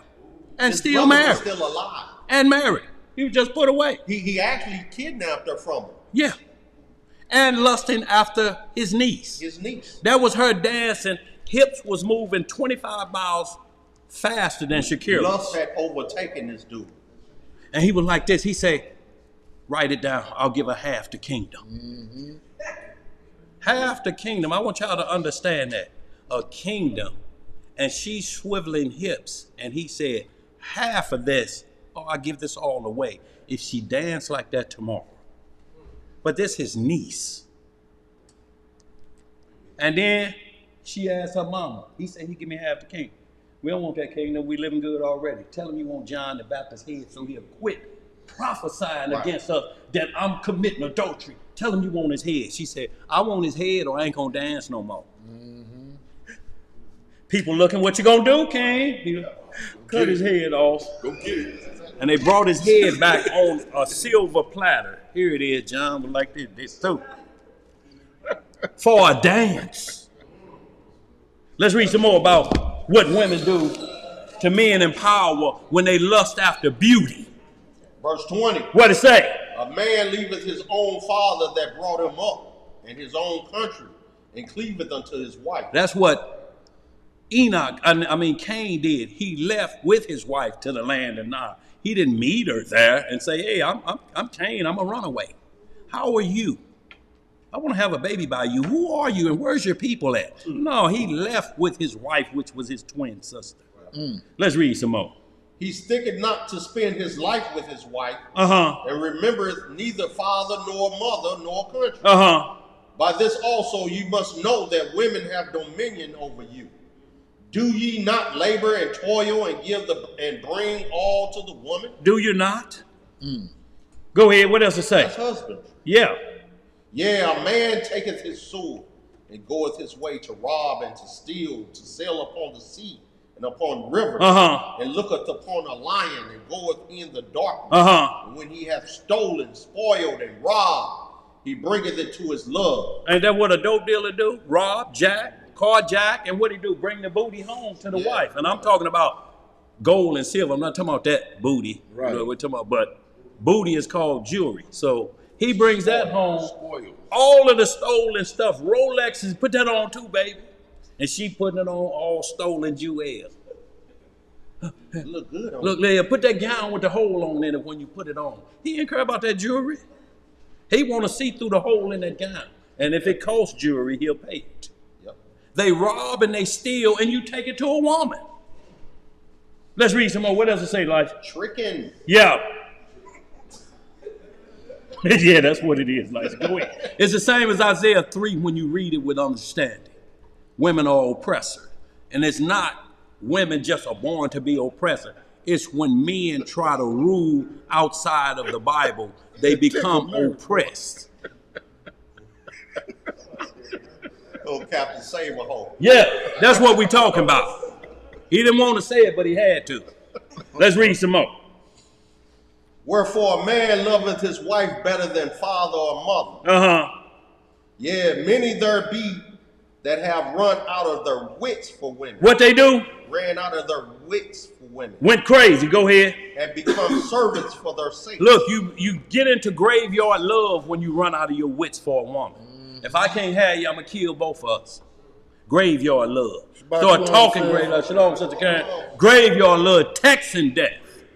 He better be gone when I get over that. Graveyard love. Run them out of their wits. Like the boy that Jake put on the show about from the military that killed the boy in his bed. Oh, boy, look here. Just had that on. Didn't that just happen? Yeah. He said, what I do wrong? He walked in on hips swiveling and put his fellow soldier to death, and they locked him up. But the thing is, he was obviously suspecting it. He had the double back on. He had been suspecting that all the time. He knew it because he nailed the toilet seat down, and when he came back, he caught him trying to lift it. No, he didn't. Go ahead. Where we at? Go ahead. I'm just messing with you. Go ahead. Can't nail Well, yeah. Oh, boy. Verse 27. Yeah, he gonna try to be proper. Now pee on the seat, and you still in real booty. Go ahead, bro. Okay, all right. Yeah. No. Verse 27. Yeah. Many also have perished and have erred and sinned for women. And now do ye not believe me? Is not the king great in his power? And he asking a question, okay? Do not all regions fear to touch him? Yet did I see him and Apami, the king's concubine. See, Apami, is that how you pronounce Apami? Mm-hmm. He said the king's concubine, his second wife, not a sex slave. There's no such thing in the Bible called a sex slave. A concubine is a secondary wife. Because the script say, if a man take another wife, not he must take another wife. It said, if she has to be concubine because there was a reason that brought her in here. Read some more. The daughter of the admirable Barnabas, sitting at the right hand of the king. Right. And taking the crown from the king's head and setting it upon her own head. See, that's a death sentence. You take the crown off the king's head, even if it's his wife, and put it on her head. That's 1 Corinthians 11. Yeah. He got long hair now. You got the hair of a woman. She's in charge now. Jezebel did it to Ahab, took the crown off her head and put it on hers. And he went for him. Yeah, what she do? Slapped him up. Go ahead. See what else she did to him right here after she took his crown. Go ahead. And taking the crown from the king's head and setting it upon her own head, she also struck the king with her left hand. With her left hand. Pow! What the king do? And yet for all this, the king gaped. What the king do? Gaped and gazed upon her with open mouth. Yeah, you played too much.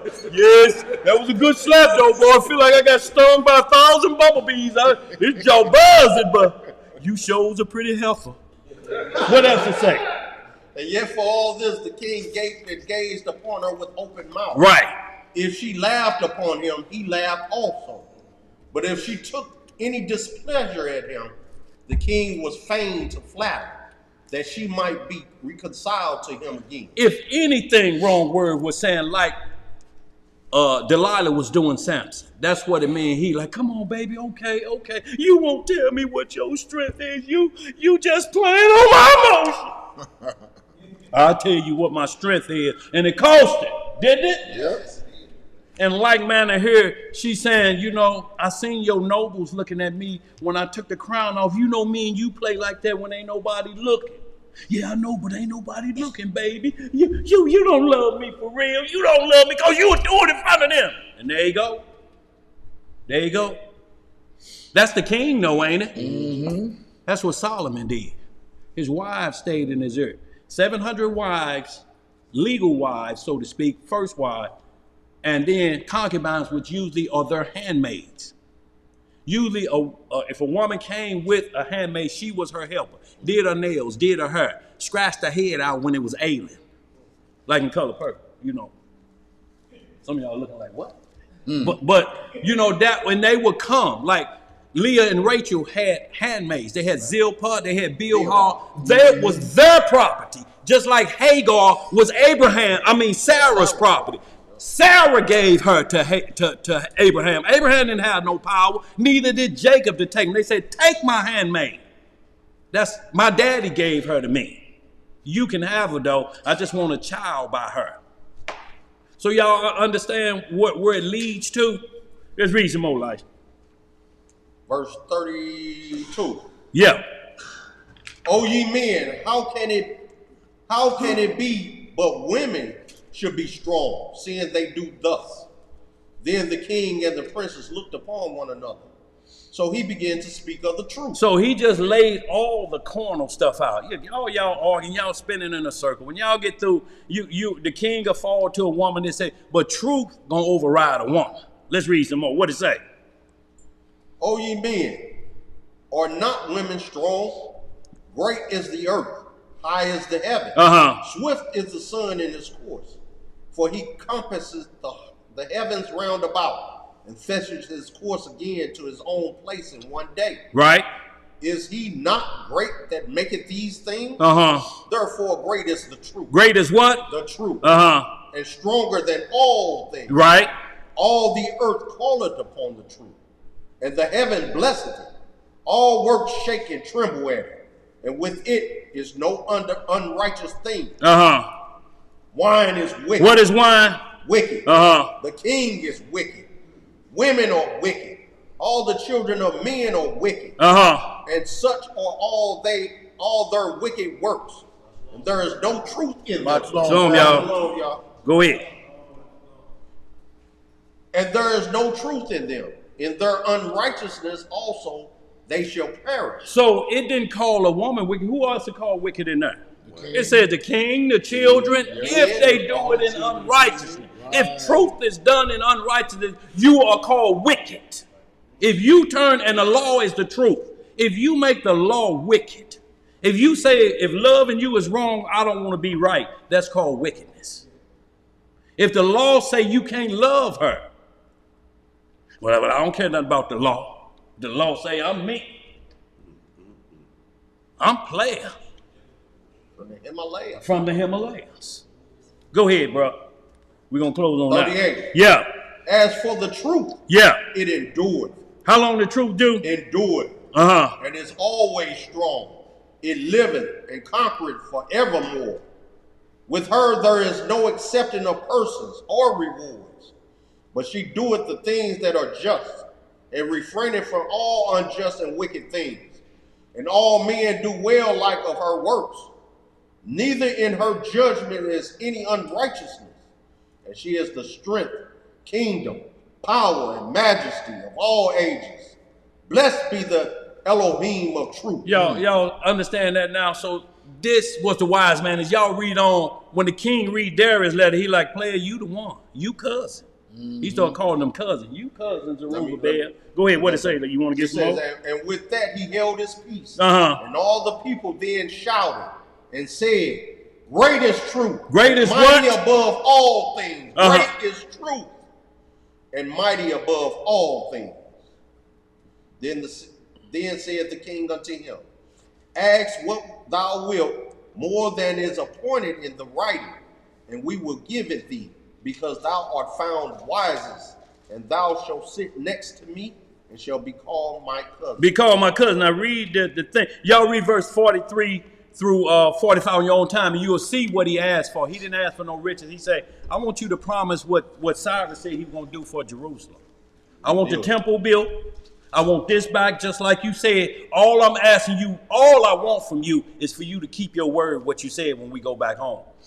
That's all I'm asking. I don't care about none of that other stuff. I don't care about no silk road. I just talked about it. I don't need no flagons of wine. I don't need no heifers. I don't need none of that. All I need for y'all to do is what y'all said y'all was going to do and build Jerusalem back up. Yo, so we're going to hold on that. Y'all read all the rest of that, y'all. Last one, we close out 2 Corinthians 5, 7 through 12. Y'all read for homework. Ecclesiastes in the Bible. Solomon going to tell you all is vanity on this side of the earth. He said, I had everything. I had a Navy, an Air Force, an Army. I'm telling you, but if I didn't get my soul right, I whored around. I played the harlot on Yahweh. I let my wives come in here and trick me, and they didn't have to do it hard. They just kept niggling me. And in my ear, and I let him serve Molech in the temple of God. I let them serve their God in God's temple. Because I just couldn't take it no more.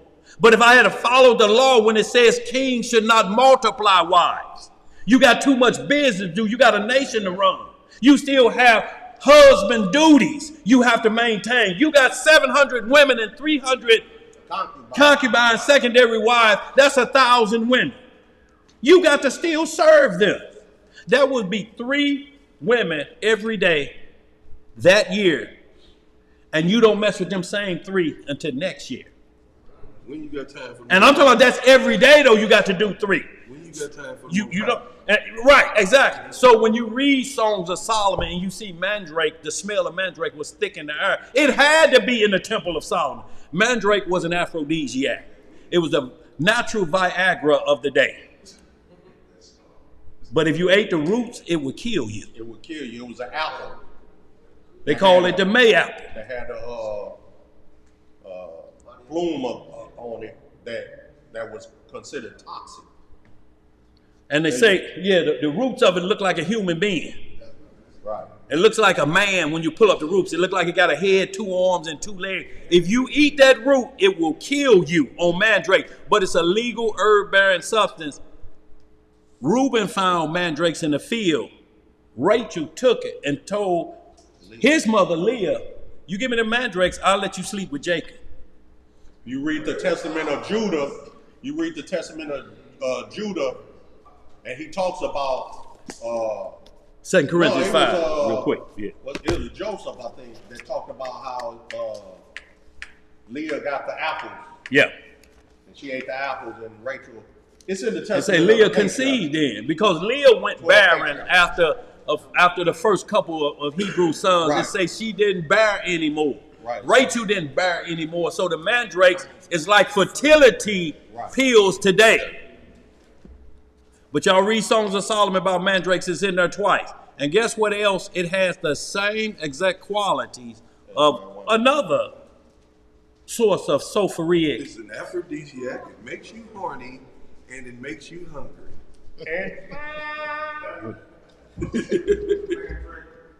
Songs of Solomon, it's in the books of Songs of Solomon, and you'll see it in, I believe it's Genesis, right where, Genesis 30? Yeah, right around there. Where they traded mandrakes. And you just Google mandrakes in the Bible.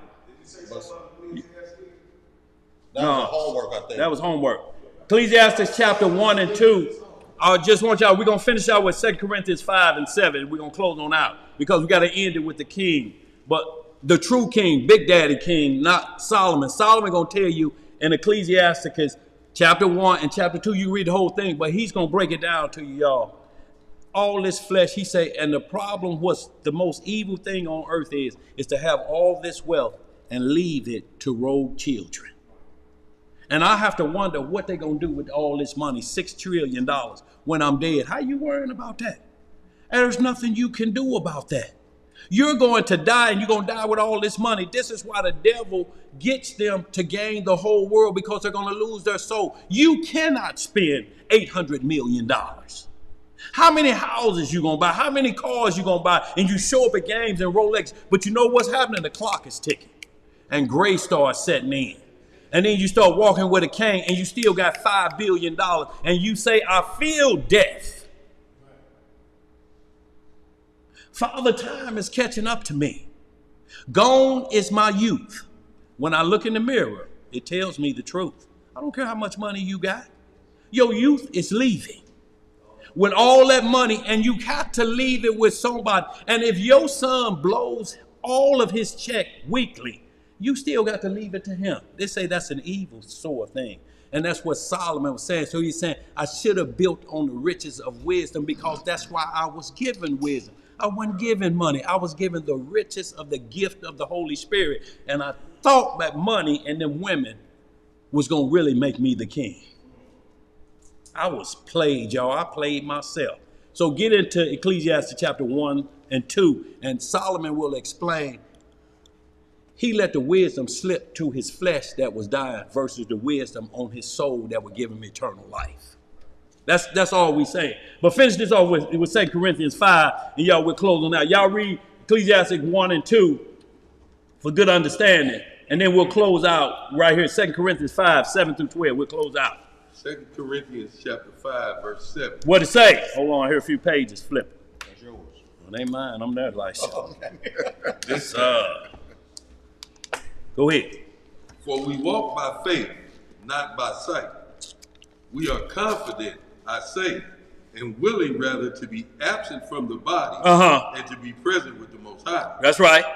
Wherefore we labor, that, whether present or absent, we may be accepted of him. See, so that's what we labor for, to be absent of this fleshly body, but our immortal soul to be with the Lord. It just don't mean you die and you go straight to the Lord. That don't mean that everybody died.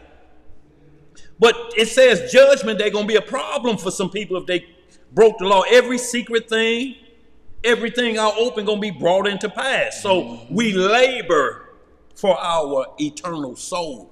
That's what we have to labor for. And that means your scrapping majority of the time is going to be in your sleep, because he say, I'm going to visit you with dreams and visions. Ain't no need you keep trying to find another way to talk to the Lord. He say, only two I spoke to, and it's only going to be them two. I talked to Moses face to face, as a man talks to his friend. And you know, my son that sit at the right hand with me, I talk to him face to face every day. Everybody else, you're going to get a dream from me connecting to the Lord's internet at night and talk to me. And guess who else going to be there, though? The devil loves to be in there, too. He come in there, too, masquerading as an angel of light. And when he brings you somebody else woman or a little boy with a pamper hanging off of him and tell him, go on, do what you like to do. But I'm telling y'all, y'all are going to see some supernatural things on Walk on the Dark Side. I can't tell you what's on there because it'll blow it for Jacob. But we're going to another level of eyewitnessing supernatural power when you sleep. That's all I'm going to tell y'all. I ain't going to tell them, Jake. I'm going to let them get on there. But I'm telling you, I done seen some things supernatural on TV, but I ain't never seen nothing like this. I ain't never seen the mastery of the demons handling business like this. That's all I'm going to say. So tune in. Yeah, go ahead. Finish that up, yeah. Finish that up. Verse 10. Yeah. For we must all appear before the judgment seat of Hamashiach. What we got to do? Appear before the judgment seat of Hamashiach. Right. That everyone may receive the things done in his body according to that he has done, whether it be good or bad. See, you're going to hear about the good things you did too. Judgment Day ain't just bad. Judgment Day is a rewarding day for those who did right. Mm-hmm. Well done. Enter in. Better hope them the last Boy, words. you better hope them the last words you hear. But if you start hollering check again, look under little Willie in the book of life, and he's like, Look under. Hold on. I don't see your name in here. I don't know you. Depart from me. And them angels gonna be handling violently. I'm talking about up under armpits where feet gonna be off the ground. You know how you be kicking for some foot. Ain't gonna be nothing. Straight to the lake of fire. If your name ain't in that book, if it's been blotted out, it's in there. Ain't no appeal. But it get blotted out. What else that say, y'all? Close out verse 12. Verse 11. Yeah. Knowing therefore the terror of the Most High. Knowing the what? The terror of the Most High. Uh-huh. We persuade men, but we are made manifest unto Yahweh. And I trust also are made manifest in your conscience. See, that's what this walk is about after the order of Melchizedek. You got to get it up right up here. You can't worry about flicking lights. I'm not saying break the law of the regular weekly Sabbath, but what I'm talking about, you start the Sabbath off at night. Day starts at night. Before day come, the problem is Satan in your dreams making you defile the Sabbath. What are you doing on the Sabbath day? You cooking, you're chopping down wood, you're working on this, you're at work in your dreams on the Sabbath. And Satan is your supervisor. And then you wake up and you ordering, Betsy, what are you doing? Is that a light you're turning on? Are you cooking? Or you breaking the Sabbath? She say, I saw you kicking in your sleep. You was doing something on the Sabbath too, wasn't you? What you know, woman. Look, when they ask what you know, woman, there's something wrong, ain't it? Because you be like, Heifer, you don't know what you talking about. Go ahead, finish that up, Lysa. Verse 12. Yeah. For we commend not ourselves again unto you, but give you occasion to glory on our behalf, that ye may have somewhat to answer them which glory in appearance and not in heart. Glory in appearance and not in heart. You need something to tell now. For whether what? For whether we be beside ourselves, it is to Yahweh, or whether we be sober, it is for your cause. Verse 14, we close out. For the love of Christ constraineth us, because we thus judge that if one died for all, then we're all dead. So y'all gonna read the rest of it. It's gonna get even clearer, y'all. But we just had to finish it up with, you're gonna be at the judgment seat of Christ, not King Solomon. King Solomon gonna be on his kneecaps at the judgment, along with King David, his dad, at the kneecaps of Yahushua, locally known as Jesus the Christ. Let's close out, y'all. Anybody got any questions or concerns out there? Too bad. Yes, sir. All praises to the Most High. Get some understanding around these parts. Or you'll be carrying your umbilical cord with you boldly. Look, you running down the aisle, they behind you holding your umbilical cord. You got a sack to carry. You got a sack to carry. Boy. All right, family. We're going to get this closing prayer. And it's with the Most High's permission. And that would be the elephant look, wouldn't it? So you're telling you don't get circumcised or get your umbilical cord. So you got a tail and a trunk in the front. Man, that's just crazy talk. What about the mother? That's the that is attached to it. Oh boy, look here. So at what point do she let go? She ain't useful no more. What else you gonna do with that umbilical? Boy, look here. It's gonna get dirty. Hey, we could make little satchels, little pouches to put them in. Look here. You're gonna have to loop them. All right, family. We're going to get this closing prayer now. With the Most High's permission. And it's in the name of his only begotten Son, our Lord and Savior, Yahushua HaMashiach. And we know him, family, as Jesus the Christ, y'all. Long live the King. Long live the King. Reading in the book of Psalms, in the 111th chapter, it reads, Praise ye the Most High. I will praise Yahweh with my whole heart, in the assembly of the upright and in the congregation. The works of Yahweh are great, sought out of all them that have pleasure therein.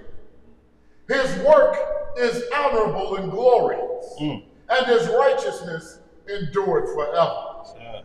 He hath made his wonderful works to be remembered. Yahweh is gracious and full of compassion. He hath given meat unto them that fear him.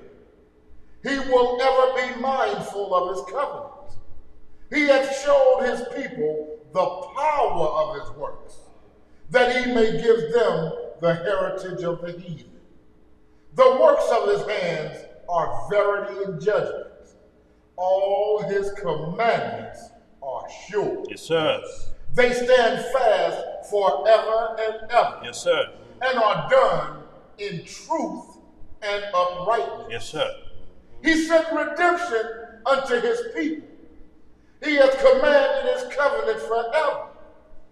Holy and reverend is his name. Yes, sir. The fear of the Most High is the beginning of wisdom. A good understanding have all they that do his commandments. His praise endureth forever. Hallelujah! Say Boy, you grabbed that script perfectly with that. Yes, sir.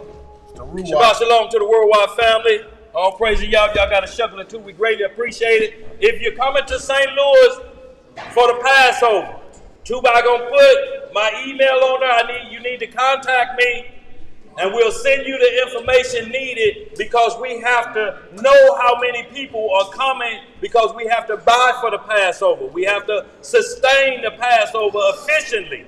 So if y'all plan on coming to St. Louis, holler at me on my email. For everybody else in the loop, y'all need to get at myself or Yeshua ben Israel for tickets for the Passover.